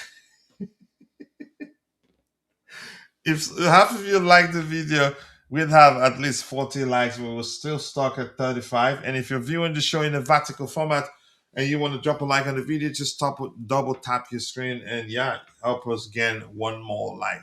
So Chelsea winger Tyrique George will spend the remainder of the campaign on loan at Premier League side Everton. And I think eventually he will. Again, I think we heard that it will be with an option for a permanent purchase. I don't know whether it be obligation. I'm not sure. Might maybe with an obligation for a permanent purchase. I don't know the details of the contract he signed with Everton, and I think he would do well for them. I think his biggest issue, if you think the club don't pay attention to such once, I think during an interview where he basically said he does something that suggests that he doesn't think he stays or want to stay. I just don't want to misquote him, but it was clear that yeah, he's not willing to stay and not be playing enough minutes. You could tell that yeah, he was um, you could say eager to leave so that he finds a permanent home and be playing more minutes and continue. He's a good player actually, and Enzo Maresca liked him. Ibro got what did they make you laugh? A lot of good stuff was said about Dacho Fofana, yet Hosdong. The player isn't Hosdong. Dacho Fofana, not Hosdong for me. You remember the numbers you say he had, his Modi FC numbers. Phenomenal. He creates his scores. He can be physical. He's pacey. He can shoot with both his right and left foot. And then listen to this. I'm quite sure you did pay attention to that also. On the what's his name, Graham Potter, we had a lot of issues, didn't we? Correct me if I'm wrong. We had a lot of issues. Didn't have enough. We didn't have enough of. You could say. Um, I think some of them were injured, but the ones that were available for selection at the time weren't. You could say it was clear how they were playing on the pitch. They seemed did come across as disinterested, weren't performing, and Dacho Fofana was for me in a better form than them. He was hungrier. He was very, very hungry to show what he's capable of doing, eager to wear that blue shirt. And one particular game that Graham Potter started him, he was running a lot, trying to make something happen. Did you know what Potter did? He took him off, and I think tried to use Mason Mount as false nine. I think we lost that game actually. He was the only player that was, you could say, making life difficult for the opposition defender. I think it was against Southampton. I can't quite remember. When I talked about that on X, somebody, my friend Rodrigo mentioned it. Chelsea fans were going, wow, look at this kid. Please give him more time. I don't think he lasted 15 or how, I can't quite remember. I just don't want to lie. I don't want to pull the number out of my wazoo, throw it at you, and it turns out, yeah, that I'm wrong. But he didn't last long on the pitch. The only player that was trying to make something happen in the attacking area, and boom, the manager took him off. And I think on the day played Mason Mount as a false nine. I can't quite remember what happened exactly. And Chelsea fans weren't happy. It wasn't just, I thought that very day, I thought it was just me. But it was when I started watching match reviews and what people were saying on X, they were furious too. I hated Graham Potter for that. The only player that was trying on the day, he took him off. And Frank Lampard came along and didn't even help. Honestly, he wasn't house dunk. Anselmino was crying leaving Dortmund. Felt bad for me. I don't feel bad for him. And I think it's important that we talk about that. Dortmund knew exactly what they were doing, and we called it. We here on Chelsea Perspective, we called it. The moment he was recalled, we did talk about how definitely part of the reasons you could say Chelsea decided to recall him prematurely, you could say, was definitely one of the reasons must be the fact that they were speaking publicly. They were on their intent to sign him on a permanent, knowing fully well we told them that we don't want to sell him, which was why we didn't allow any clause whether with an obligation for or an option for a permanent purchase. We said no, that he's part of our long-term future because he's an excellent defender actually. So they didn't say it once. They said it a lot of times how they'd like to keep him on a permanent, and they're making plans. For me, if I were one of the decision makers, I'd do the same thing too. Because Dortmund, this is not the first time. That's their thing. Send the player on loan. There are chances that you're never going to get that player back again. So I could care less about his tears on the day.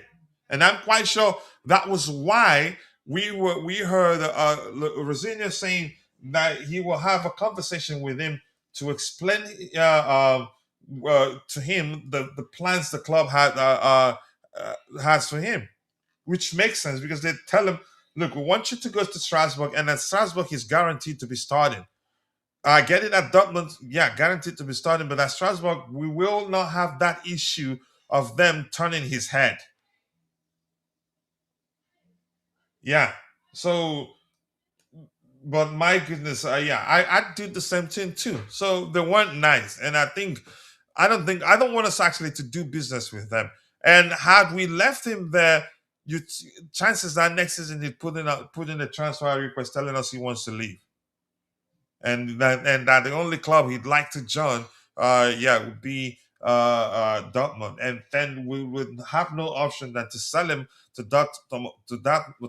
Dortmund for how much they're willing to offer for him. Under Potter, we were in the H negative place. Even when we were winning games, I've heard people say somebody accusing me of being too positive. You know what? I said I'll take it because in the Chelsea fan base, being objective simply means you're not proper Charles. Because being objective will mean you're not going to be part of any nonsense that doesn't make sense. Somebody said that I'm overly. What did they say? I laughed so hard that I'm overly positive.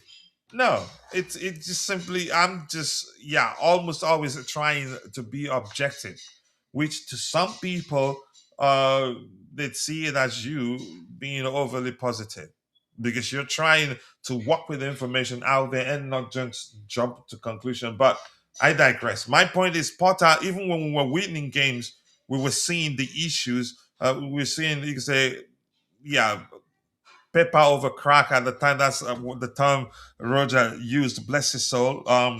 We were seeing that we did see at the time that we have a lot of issues, and hopefully he sorts it out. And after the way we played, I think we played with two centre backs, one recognized centre back against Dortmund the way also. I can't remember what game it was, and we begged that he doesn't do that in the Premier League.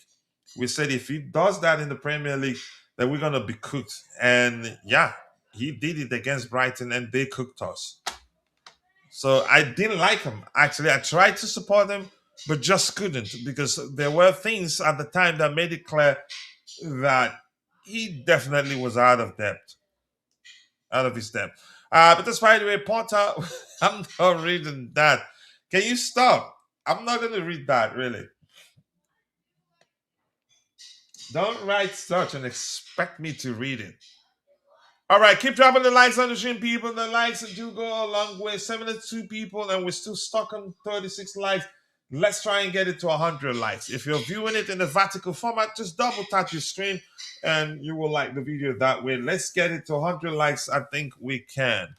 All right, Potter.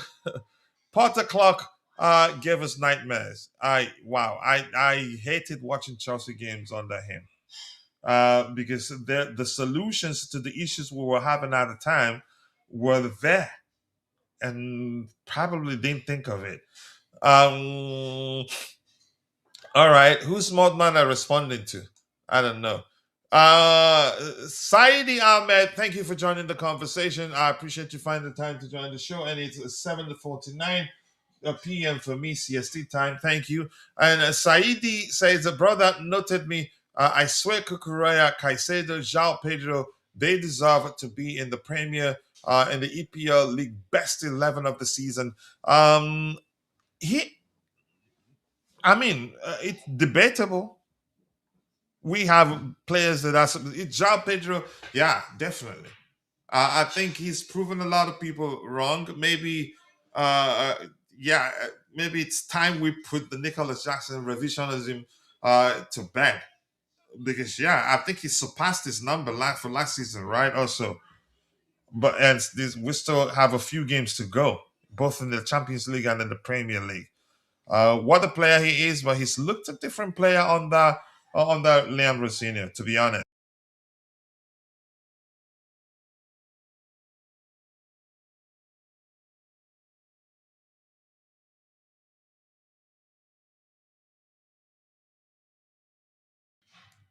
All right, I apologize. I apologize for that, guys. So let's see what else do we have here. I agree.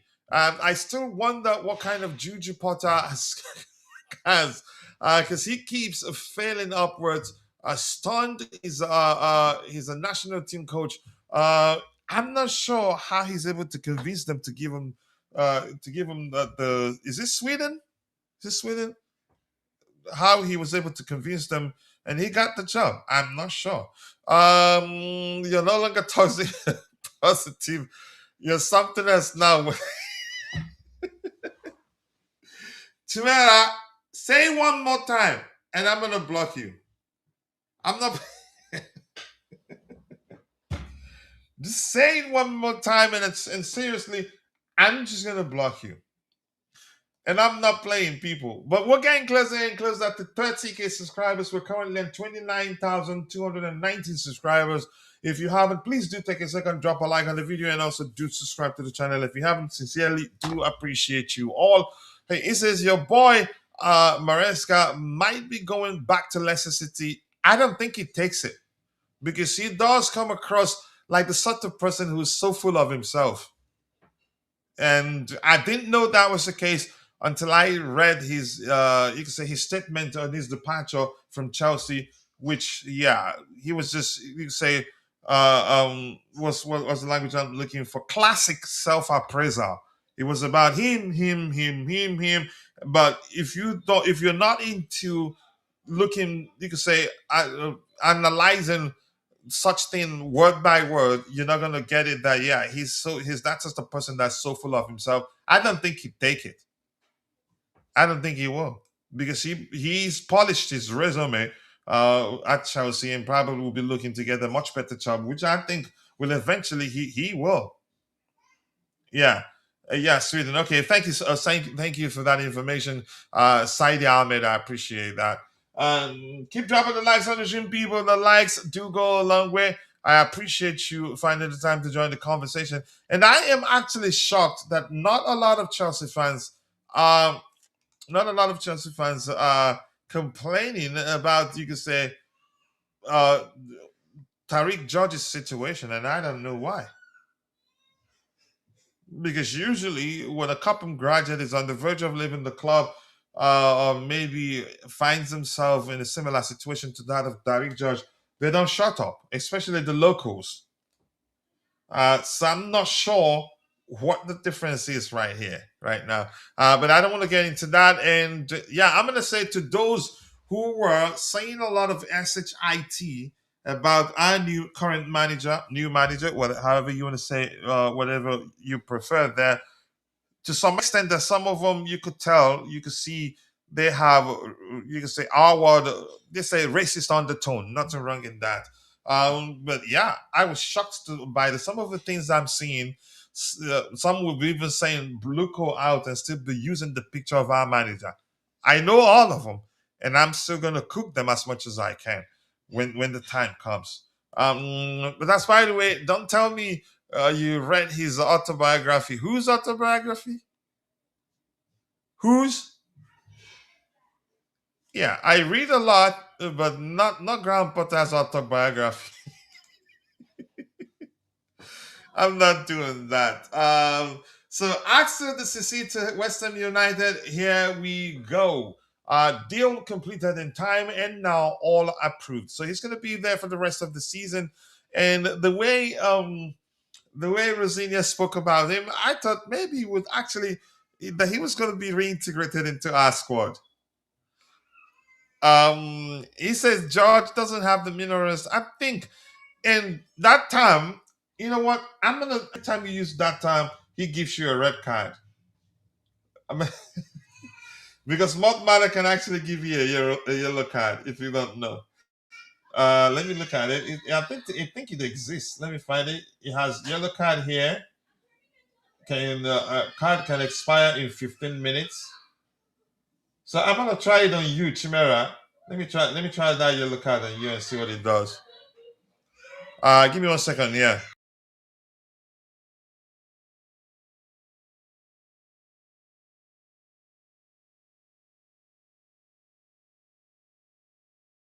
All right. I'm gonna test the yellow card on you, Chimera. Let me see if it works.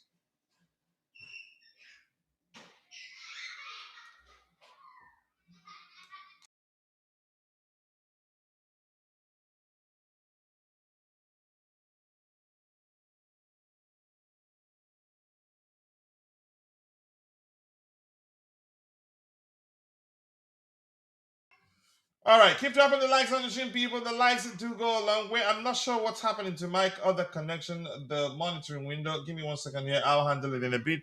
I want to see if I can give Chimera a yellow card. Get rid. I rebuke it.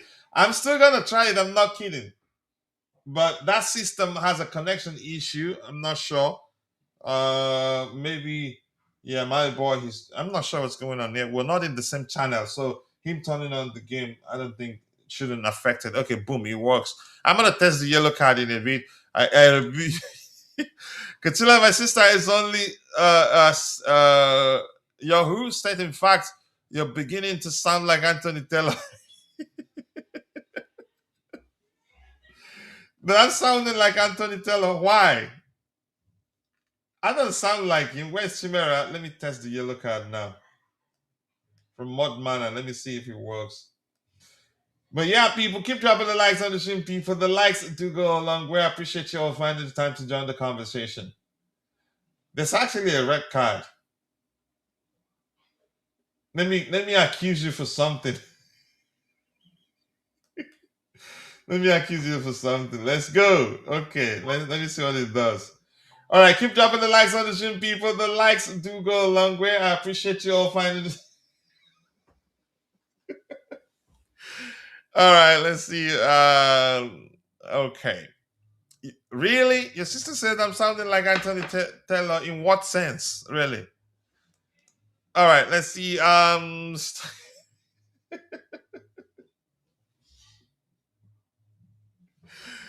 It says you have a connection issues like you have connection issues like Sanchez and basically any center back. Just go away. All right. The first one, the CC to West Ham United is here we go. And the second one here, Chelsea forward David Dr. Fofana has joined Strasbourg on loan until the end of the season. And you could argue the reason where we decided to send him to Strasbourg for him to cover for Emera, who we heard, I think a few days ago, got injured and will be out for a few weeks. So he's going to cover for him. But we're still stuck on 41 likes, people. Let's get it to 100 likes. I think we can. If you haven't, take a second, drop a like on the video, and also do subscribe to the channel if you haven't. We have a total of 112 people following the show, 62 on YouTube. The rest is shared between X and Facebook, whether equally. Coachila doesn't know. But if you don't mind, please drop a like on the video for us on X. Follow our X account. Do the same for our Facebook account. On X, we're getting to 7,000 followers. On Facebook, we're getting to 4,000 followers. Please help us get to that milestone. Would really appreciate that. So let's see. You have, yeah, I've addressed that one. And Saidi Ahmed Dangwana says, Liam Rosenior, I swear he will bring a good success in the team, inshallah. Very, very intelligent individual. And the question Bobby asked me the first day we talked about him was something to the effect of whether he'd be able to translate that into something he can apply tactically. I think up close you can see that he's able to do that. And as an excellent communicator, he's able to monitor, or you can say motivate his players, so to say, effectively, and that is showing. I respect him a lot. He plays the media like a fiddle. Almost always has, you can say, I've never seen him give an answer to a question and went, what is that? And I think that's a plus. Even though, yeah, I still say in the case of Enzo Maresca, I think a lot of the stuff he said were misinterpreted due to he speaks good English. Actually, I think he's a much better communicator than Pochettino, because I've heard Pochettino try to explain his tactics and I couldn't even listen. But Enzo Maresca, I think he was able to communicate effectively. But sometimes there was still occasions where some of the things he said were misinterpreted and led to a lot of issues within the fan page and all that. But that's, by the way, keep dropping the likes on the stream, people. The likes do go a long way. I might just call up a Adamatore. Yeah, that guy. My goodness. I've seen the memes out there, like the one of them focused on João Pedro's expression when Adama Traore turned around and, let's say, he was saying, like, you had the gut to push me. He was coming at him like, I wouldn't even say Yokozuna. I'd say King Kong. Like, the only thing he didn't do was go, ah! And João Pedro's face was like, what have I done? That was funny though. But Adama Traore, I don't know. He's too focused on building his muscles, thigh muscles, biceps, and you can say he's actually forgotten how to be a good footballer. He used to be better than he. I think he's regressed in terms of skill sets. But that's, by the way, Chelsea forward David Fofana. Good loan deal for him. I think he'll get to play a lot. Yeah, he's very good. Some Strasbourg fans won't even realize that they are getting an absolute star in Anselmino. I think they probably know. Football fans, you can say we have you can say such a relationship with them that at this point they probably know all our players. And so whenever they're told they're getting one of our players, they know what to expect. They should just pray he stays fit. More importantly, yeah, because he gets injured quite a lot.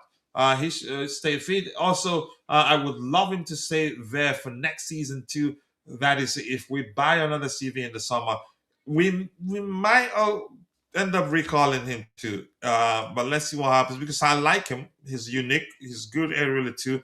Good on the ball. Can be aggressive. Also a good tackler and times his tackles to perfection. Actually, I like Anselmino. My only concern has been, you can say, yeah, his fitness issue. So now we're seeing Vince's opinion here. Did anybody mention Mudman? Nah, because Chelsea are like a broken pencil right now. Pointless. Mudman is going bananas. Oh my goodness, that's really funny. What the heck is he saying there? Um, all right, we are at 41 likes. Let's get it to 50 likes. We can do a lot better than that. If you haven't, uh, let's try and get it to 100. If you haven't, please take a second, drop a like on the video, and also do subscribe to the channel. If you haven't, we're getting closer and closer to 30K subscribers. We're currently at 29,220 subscribers. All right, let's see. Strasbourg also benefit from Chelsea, but that part doesn't get attraction. It doesn't. And in all honesty, I'm not trying to boast here. I don't work for Blueco. I'd say they are where they are today in terms of the progress they've made since you can say we become we bought our owners bought the stake. Is that how you pronounce he say it? From their club, they've become much better. Achieved European football for something they hadn't been able to do for like 1,000 years. You get the gist now, and look how well they're doing. They have squad a squad good enough to always stand you can say measure the strength of PSG and still get good results. I think they were able to beat them on two occasions under Rosenior. One of them a draw, and one of them PSG had to come from behind to win. And yesterday's games actually go look at the XG. They finished the game with a much better XG than PSG. Yeah, good rhymes right there.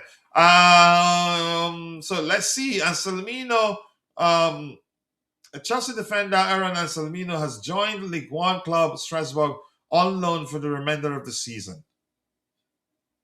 All right, this kid here only listen to this. Listen to this.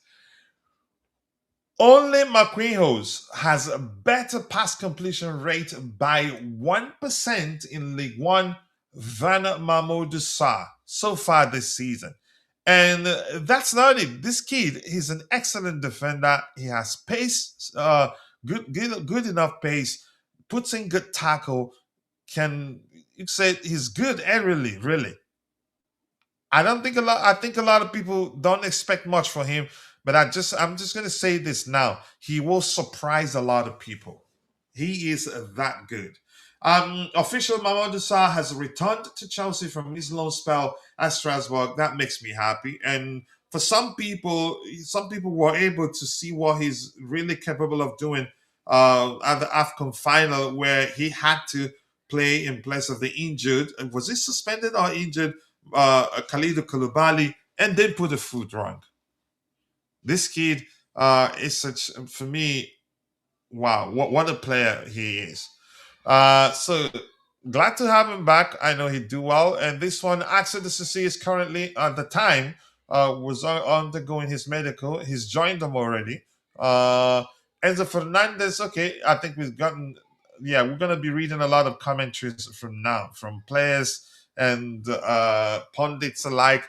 But can we get this to 100 likes, people? I think we can. Why are we stuck on 43 likes? We can do a lot better than that. Um, let's see what else do we have here. And Chimera saying, I remember Coachila dressing up Dr. Fafana as the second coming of the day drama. Did I say that? Accusations. Accusation from you, man. Stop. Don't do that, Chimera. He says, who is a criminal? Who programmed mod? you, I'm gonna cross the heck out of you if we weren't in the middle of a show. Honestly, I would do that. And my bro, and it's Sports, Nipun Shamat Sports is in the chat. Nipun, nice to see you. I do hope you're doing well, and I appreciate you finding the time to join the conversation. And people, if you're watching, if you haven't, just click the three dots to Nipun's name. Go check out his YouTube channel. Be sure to subscribe and let him know I sent you. And Nipun, you're a moderator, so you can go copy the link of your YouTube channel, paste it there. Just say, write something introductory, and then provide the link, and I'll share with people. I appreciate you finding the time to join. Big up, my bro.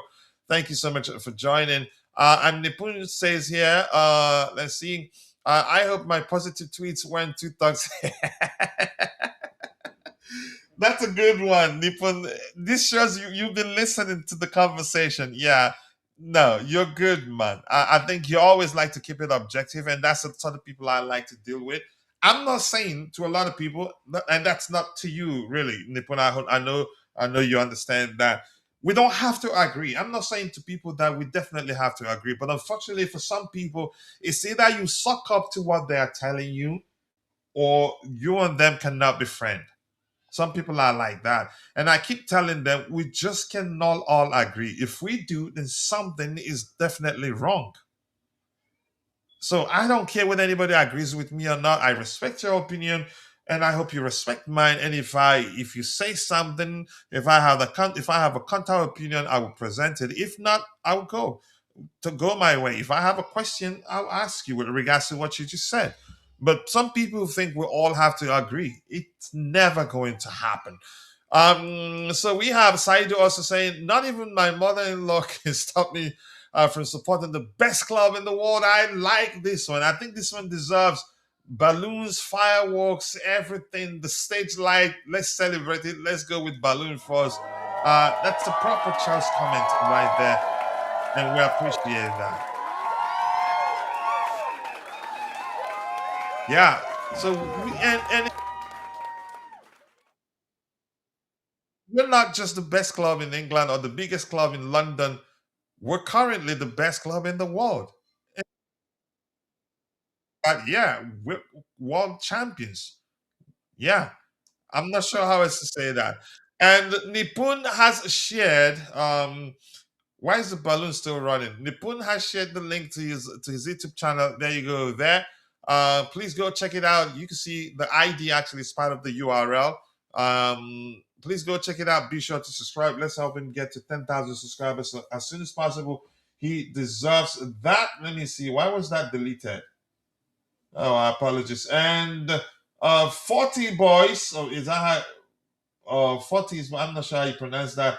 Your message was deleted and you were timed out because you used more than 3 emojis. And that is the AI that's policing the chat that did that, not a human being. The AI that's policing the chat did that because you used more than 3 emojis. So I apologize for that. And I'm not sure how to reset that. I have to be honest. And Nipun says, I don't fully blame the sporting directors. I just think Ren were asking too much. And I'm happy with him pay. I'm happy. I said that a week ago. I'd rather also recall Anselmino. That was, I think, something to that effect at the time, than overpay for Jacquet, even though I like him. So I'm glad we walked, and Sarr is back. I think we have good enough numbers there. I've been dormant for quite a while. I am going to make a comeback soon. Just let me know. Hopefully, my in-laws will be back by then, so I'd have time to always join you on the panel whenever you go live, and I can. Let's see. Liverpool will win the Champions League this season. I mean, it's possible. You never know. That's just the simple truth. What else do we have here? Rosenior, proud of a clinical Chelsea performance against West Ham United. I don't think I have seen any game like that in a while. And would I like to relive it? I'd say yes, because for some reason, even when we were 2 goals down, I didn't think we were going to lose that game. But do I think we were going to capable of winning it? I'd say no, because we finished the half 2 goals down. I told my boy, look, I think we're gonna come back from this. Whether we win it, I don't know. So, but Houston, I digress. The question I asked myself, would I like to relive that day? I'd say yes, because it was thrilling, really. It was thrilling. I don't think I've ever experienced such game in a while. It was so good, and I think I've watched it like 10 times more, starting from the second half, really. All Liverpool fans, FC heads, jealousy will get you nothing. Wow. Okay, that's a Liverpool fan right there. Okay, you have every right to be in the chat. Express yourself. All we ask of you is just to keep it civil. So Enzo Fernandez here saying that he'd like to send Esteban a message. I don't know what's happening to him, but he's I think, how'd you say that again? Compassionate leave. Tell him, Enzo Fernandez says, I'd like to send Esteban a message. Tell him that I send him my deepest condolences. Okay, he's lost a loved one. Sorry to hear that. That I support him, love him, and that we hope to see him here soon. The whole group is with him. Sorry to hear that. Never easy to lose a loved one, especially if it is someone you're very close to. It can be difficult. It can be a very, very difficult period for anybody, irrespective of how strong, you can say how thick-skinned, strong-minded you are, for lack of more specific language there. Enzo Fernandez says that the result under the new coach, results with an S, so plural there, the results under the new coach are there for all to see. He hasn't been with us very long, and his ideas are already very clear. So, which means they've been able to adapt to his approach, maybe not perfectly yet, but we don't know. But the truth remains, they're sounding as if they're able to comprehend whatever he's communicated to them, making the manager's job a lot easier. And as we've said 1,000 times here, he's actually an excellent communicator, which would make it a lot easier for him to get his ideas across, and in turn make it easier for players to buy into his idea. And the fact, look at them. So they always say the detail is in what isn't said. What is you say, well, what isn't said, for lack of another way to phrase it. They said here he hasn't been with us for a very long time, and his ideas are already very clear. So they're praising, you can say, how he's been able to communicate his ideas to them, and that you can say they trust his ideas. So for me, I'd say that makes a whole lot of difference. Let's see, Hamid. Saidi Ahmed says that Chelsea fan, Chelsea fan, I guess they will support Palmer again, even if it's bad. Yeah. I mean, he has how do I phrase that? I mean, he's done well enough that he'd be able to get away with such, and not a lot of people will complain. He has to take some. I think he will take some persistent SHITTY performances for at least the majority of the fan base to start saying, you know what, you've been crappy, and I think I'm done with you. Well, yeah, that's by the way. Keep dropping the likes on the stream, people. The likes do go a long way. I appreciate you all finding the time to join the conversation. So we move on from that one. Still Enzo Fernandez. This guy has become much more ripped than he was when he joined us. Enzo Fernandez on performance against West Ham United. I am really pleased. And whoever decided we should make him our vice captain, That person deserves. Yeah, I go get your favorite beer. Send me the bill, and I'll pay for it. Because yeah, he leads by example. Can be vocal, and we've heard that his teammates respect him a lot. I apologize. I was trying to expand that so we can see everything. Yeah. So he reads Enzo Fernandez on the performance. He says, "I am really pleased with the team's effort. Nothing went well for us at all in the first half, but in the second period, when the big guns were introduced, we showed character and courage. I believe that we deserved to win the game. We could have scored one more, but Palmer is still not. You can say 100%. You can say match fit. Because ultimately we showed in the second half that we were the better side. And the truth remains, Rosenior on two occasions, two consecutive games, he's proven, that he makes change. He you say tries to fix issues the moment he tries to rectify issues the moment he sees that things aren't working out on the pitch. His proactivity, I must say, I'll remind people, was one of the main reasons why we were able to come back from behind and beat Napoli on their carpet at the place where we heard after the win that they hadn't lost a single game for around 10 months or so. That's to show you how big of a win that was. Then the West Ham United, another record again. Yeah, the first time we're able to come back from 2 goals down after the first half. That is, finish the half 2 goals down and still cancel out the goals and win. That's the first time. And if you don't, you can say if you heard it from someone else without, and you don't have means to fact check that, you're probably going to swear that yeah, that's absolute nonsense, but it's a fact really. All right, 44 likes, and remember we're trying to get it to 100 likes, so please, if you haven't, take a second, drop a like on the video, and also do subscribe to the channel if you haven't. Sincerely do appreciate you all. 73 likes, but yeah, why are we stuck on 44 likes? We should be doing a lot better than that. We are acting like we signed Prime Thiago Silva with this star boy. Let's be serious. He is another inexperienced chicklet. I don't like you, and I'm quite sure you already know that. I don't like you, Chimera. I don't like you. I want you to go and leave me alone. All right, let's see what else you have. Yeah. So I don't know, did Vince add his opinion to this one? Seems like it. So the upper there's a quote there. So not entirely his opinion. Enzo Fernandez says no, not his opinion actually. I think he's still quoting Enzo Fernandez. Even though there has been a change of coach, football is always like this. I like that mindset. Managers come, managers go. Players come, players go. The entity, the club, remains. It's really that simple.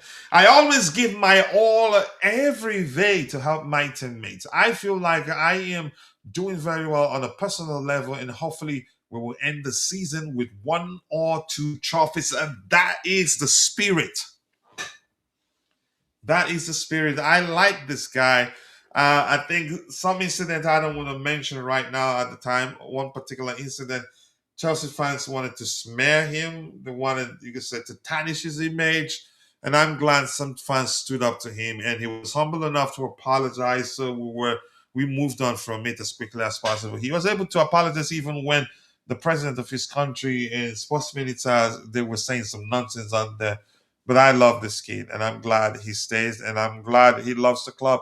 Hopefully, we find a way to ensure he stays here, especially now that he needs. You can say he is in his prime. I think it'd be accurate to say that he's matured. Maybe he's more mature. I'm not sure. Enzo Fernandez. The truth is that I am really proud of my 3 years here because I arrived at a very difficult time for the club with many changes in coaches coming and going, but I am happy with how things are going. He has a tattoo of a lion on his back. What does that tell you? And he didn't have. Did he have that before joining Chelsea? No, he really loves us. But unfortunately, some Chelsea fans still don't respect him, which I'd say definitely down to a poor ball knowledge, lack of understanding of what he brings to the table. Yeah. And Enzo Fernandez, the truth is that I am really proud. Okay, I think we've read this. Vince quoted it with another um report or maybe comment. It's from uh what's it called? All right, Mikel Arteta, tomorrow we have the home advantage, but we have a lot to do to beat a really good Chelsea side. Liam, show me what you got to me tomorrow. I really want us to win that one, and I know we can. Every team has their own things. I think Liam is doing an incredible job. The tie has a context, a very specific one. Not going to be easy. They know it's not going to be easy. If they try to sit back, I think we can exploit that and beat them. And if we score first, they're in trouble. And I like it that the Liam can be very, very proactive, doesn't wait too long to make changes or to exploit loopholes he observes during the course of a game. All right, 44 likes, people. Let's try and get it to 100 likes. I think we can. We've been streaming for 2 hours and 21 minutes. So if you haven't, please take a second, drop a like on the video, and also do subscribe to the channel if you haven't. So that's 8 hours ago. Still a lot this hour. And I agree, doubters will learn, so to speak. Mamadou Sarr, a standout defender. And that's from on the Ligue 1 website. I love this kid, honestly. What else do we have here? Who's this? Okay, that's 19-year-old start doing his thing. And that kid is tall, really, really tall. Yeah, I agree. Some people are disrespecting Mamadou Sarr far too much because of Jacquet. Yeah, because of Jacquet, yeah. Who's obviously a top talent, but only time will tell. I heard more hype about Euro. Yeah, exactly. Lenny Euro, Madrid were interested. We were interested. How much did United pay for him? Let me look at it actually. Probably something north of 60 million pounds. And look how he's doing right now. He could still, you could say, myself, pick up form and do even better, but it's not really not looking good.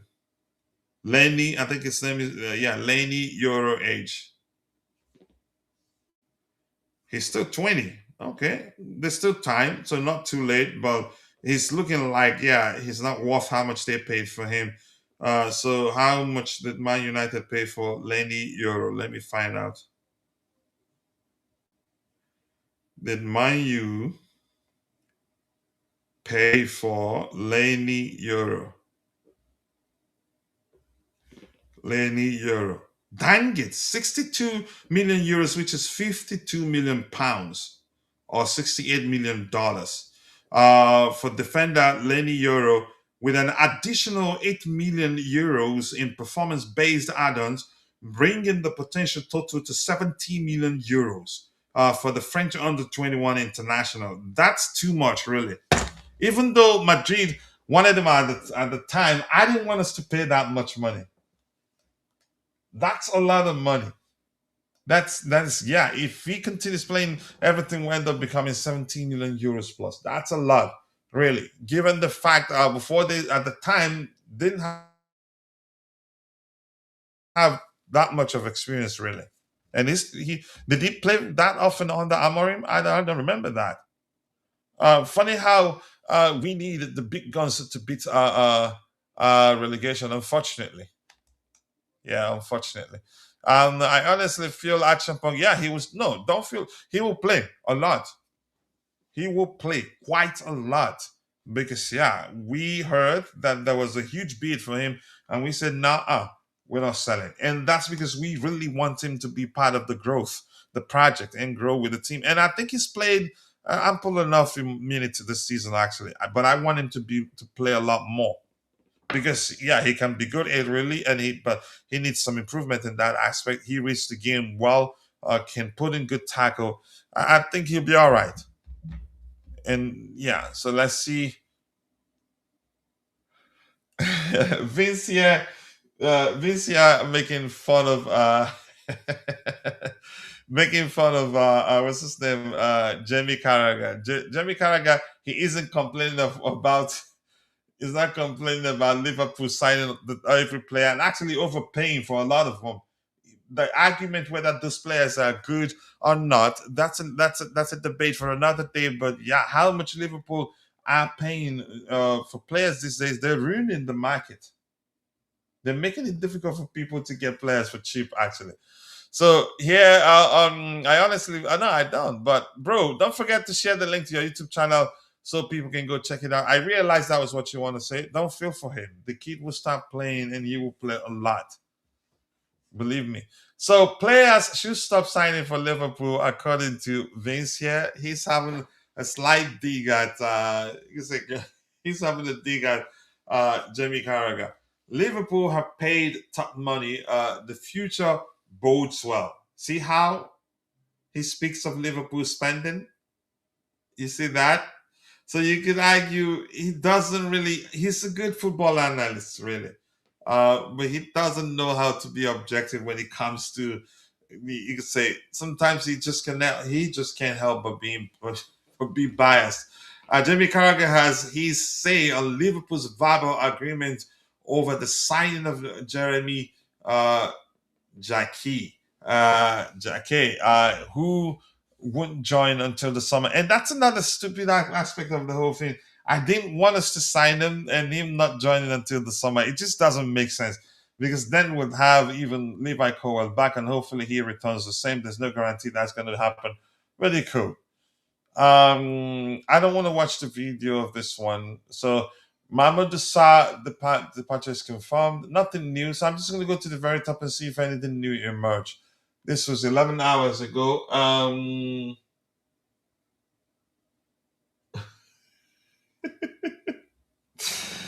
right, let's see. Anything, Liam Rosenior. I will be really honest. All this proof of me, okay, being right for the job or not, I don't really care.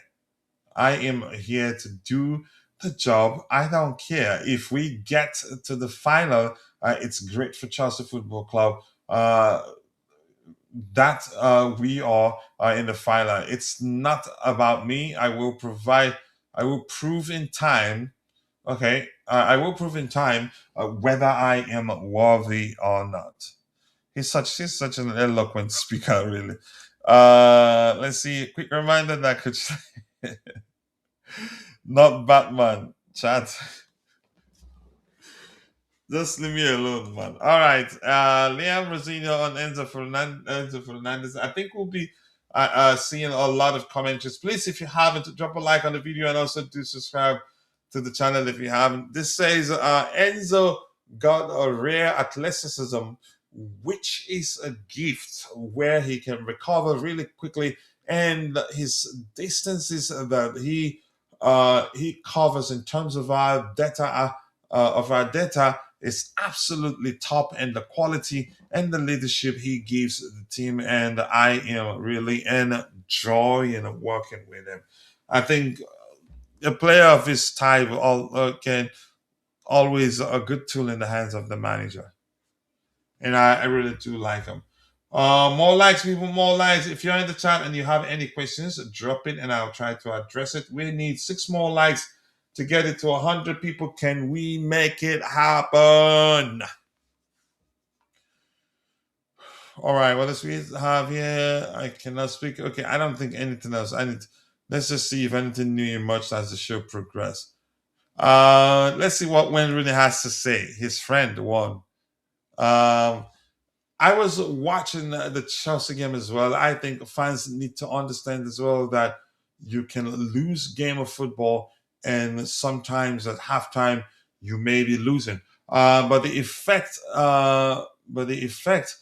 that has on players when your own fans is booing you, are booing you, the effect that has on you when you what is this? Is there a repetition that is this just me? Okay, let's try to get behind the team and try and help them. Man, I'm tired.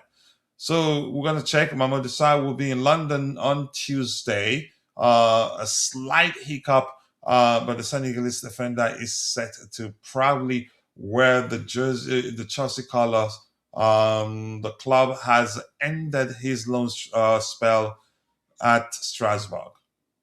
Liam Rosenior, I think my players, I look at Enzo Fernandez, who has won World Cup as well as the group winning two trophies last year, can play in big games. They can perform in big games, and it's definitely a big game on Tuesday. Couldn't agree more. And Ezra here says, is Chelsea have the plan to sign a new left wing? Um, what we heard, nothing specific, but we're looking to bring in at least one attacking player in the summer. So it could be a left winger. I'm not too sure. So nothing is certain, and yeah, I can't say beyond that because I don't work for the club. Anything else? Yeah, nothing. If you have any questions, put it there. I'll try to address it. Otherwise, we will be rounding off in a bit. So, any other comment from the manager here? Stoke City for who? I think we've talked about that one. One more, how'd you say it?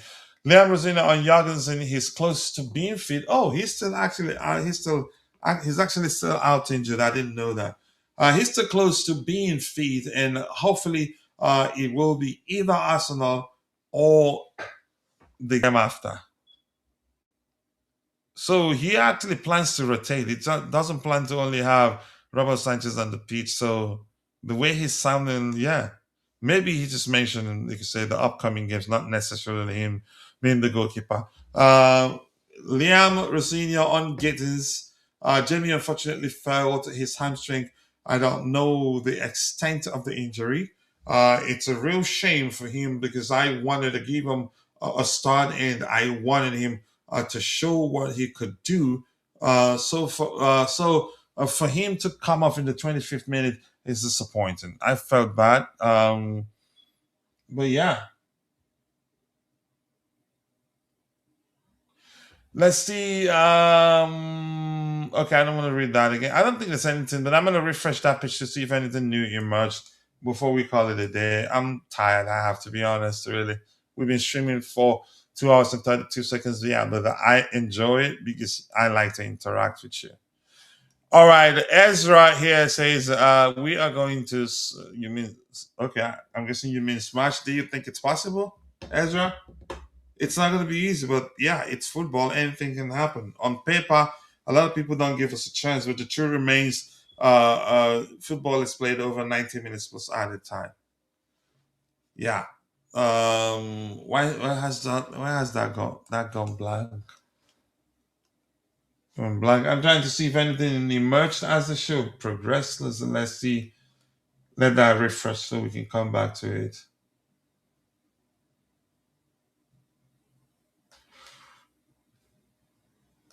Ooh-wee. All right.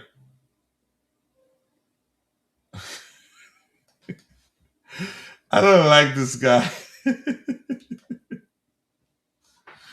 You have to elaborate. Feeling negative on what? What really? The kid is an excellent player, really. Did you not watch him in the AFCON? Chimera, did you not? You tell me. Hmm? The kid is an excellent player. Why are you trying to downplay his abilities? Look at what you're saying here. I'm watching Sarr's highlight and I'm feeling negative. Feeling negative about what? Elaborate. You just don't like him. That's all I know.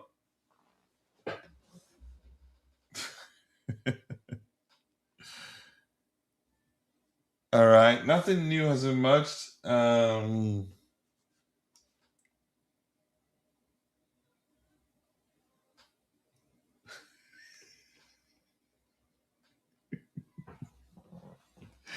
I don't like this guy really. First of all, what I'm going to do is make sure you're no longer mod to make it easier that someone else can just block you. That way you start respecting me. Chimera. You have such a good name, but dang it, you're terror, really. Yeah, I'm looking Axel Disasi to West Ham United.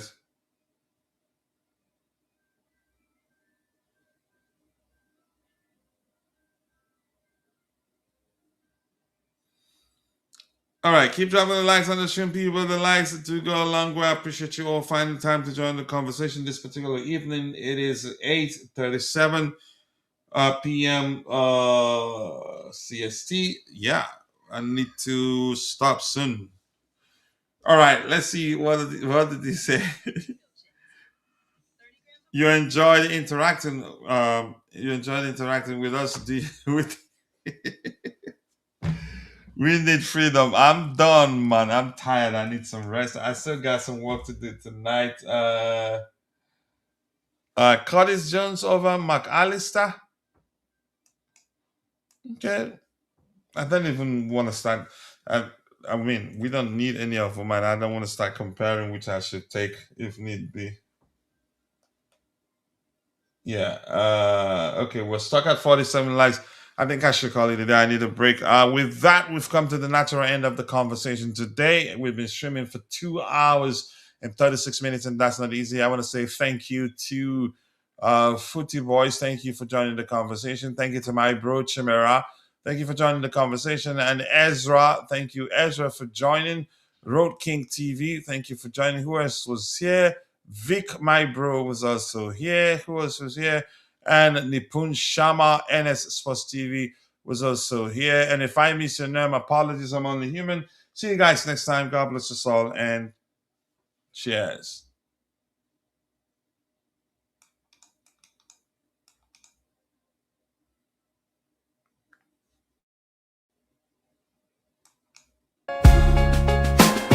Chelsea, the dream keeps us strong. Through every challenge, we rise, never wrong. With every goal, we fly, hearts on fire.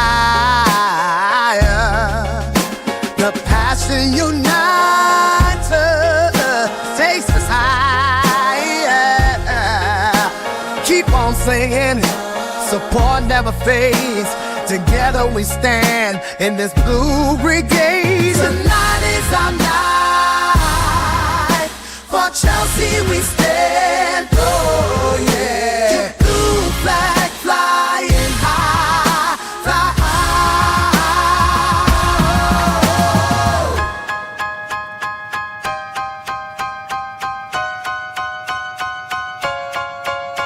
From Stamford Bridge, the pride that we share. Each kickoff, each moment, it feels so rare. With faith in our hearts, we chase the dream. Through every match day, we're part of the team. The love for our club is a powerful thing. Together we shout, let the victory ring. Tonight is our night. For Chelsea we stand. Oh yeah. Blue flag flying high, fly high. We're unstoppable. Hear the roar. In blue we trust forevermore. Together we sing hand in hand. For Chelsea forever we'll stand. Tonight is our night. For Chelsea we stand. Oh yeah. Blue flag flying high, fly high.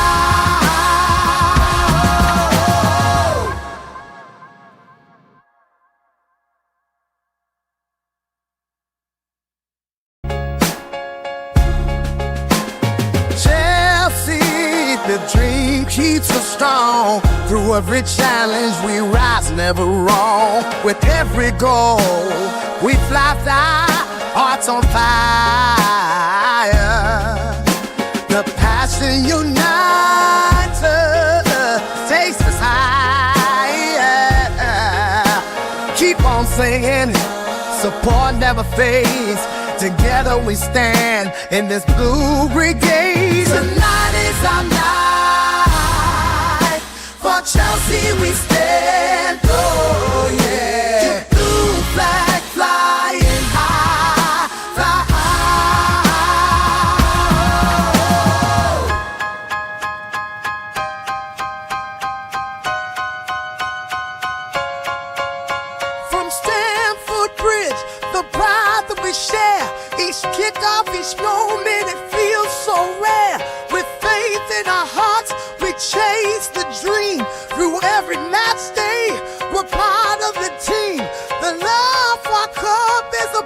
powerful thing. Together we shout, let the victory ring. Tonight is our night. For Chelsea we stand, oh yeah. Blue flag flying high, fly high. We're unstoppable, hear the roar. In blue we trust forevermore. Together we sing, hand in hand. For Chelsea forever we'll stand. Tonight is our night. For Chelsea we stand, oh yeah. Blue flag flying high, fly high.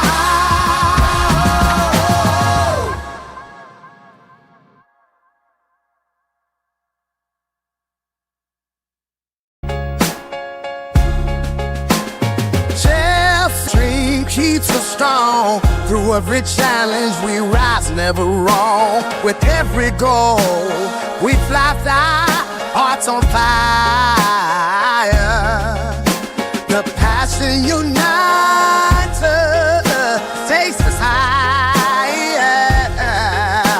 Keep on singing, support never fades. Together we stand in this blue brigade. Tonight is our night. For Chelsea we stand, oh yeah. Blue flag flying high, fly high.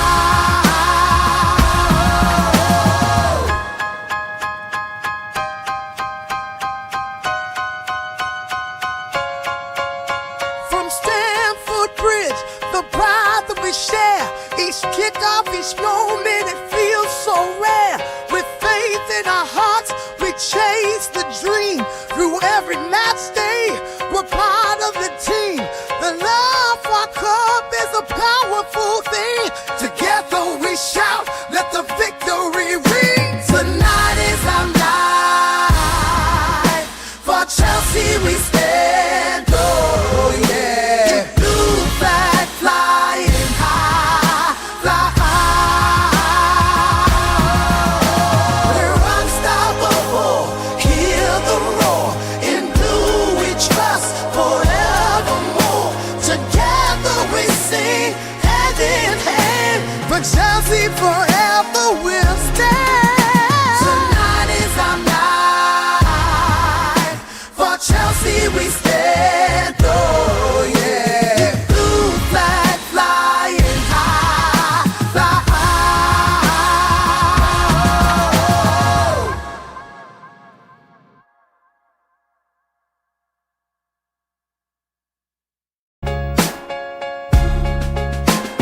Chelsea, the dream keeps us strong. Through every challenge we rise, never wrong. With every goal we fly, hearts on fire. The passion unites us, takes us higher. Keep on singing, support never fades. Together we stand in this blue brigade. Tonight is our night. For Chelsea we stand, oh yeah. Blue flag flying high, fly high.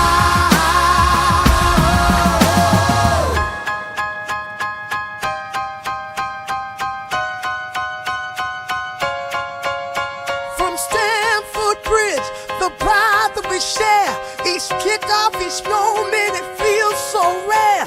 With faith in our hearts, we chase the dream. Through every match day, we're part of the team. The love for our club is a powerful thing. Together we shout, let the victory ring. Tonight is our night. For Chelsea we stand, oh yeah. Blue flag flying high, fly high. We're unstoppable, hear the roar. In blue we trust forevermore. Together we sing, hand in hand. For Chelsea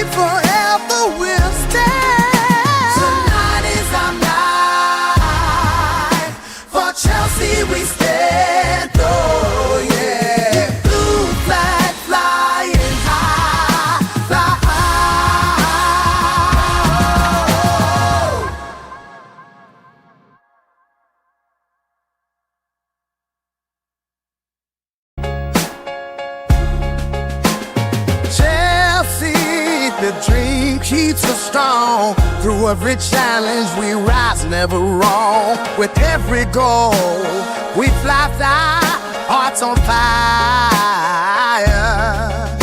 The passion unites us, takes us higher. Keep on singing, support never fades. Together we stand in this blue brigade. Tonight is our night. For Chelsea we stand. Oh yeah. Blue flag flying high, fly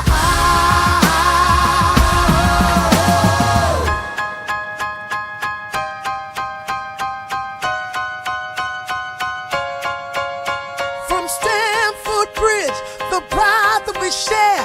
Each kickoff, each moment, it feels so rare. With faith in our hearts, we chase the dream. Through every match day, we're part of the team.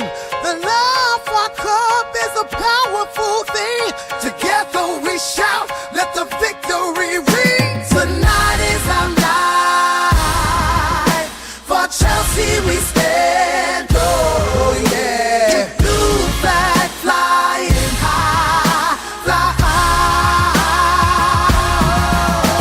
We're unstoppable. Hear the roar. In blue we trust forevermore. Together we sing hand in hand. For Chelsea forever we'll stand. Tonight is our night. For Chelsea we stand. Oh yeah. Blue flag flying high, fly high.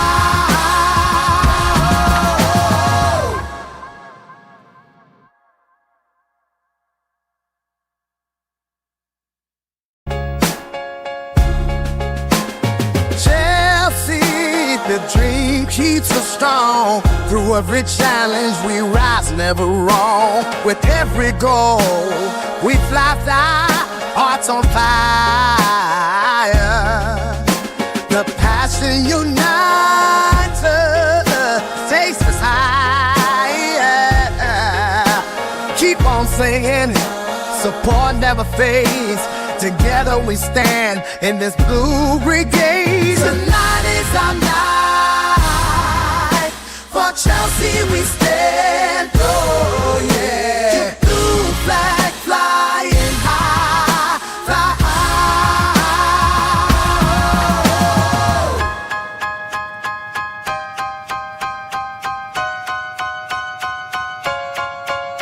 From Stamford Bridge, the pride that we share. Each kickoff, each moment,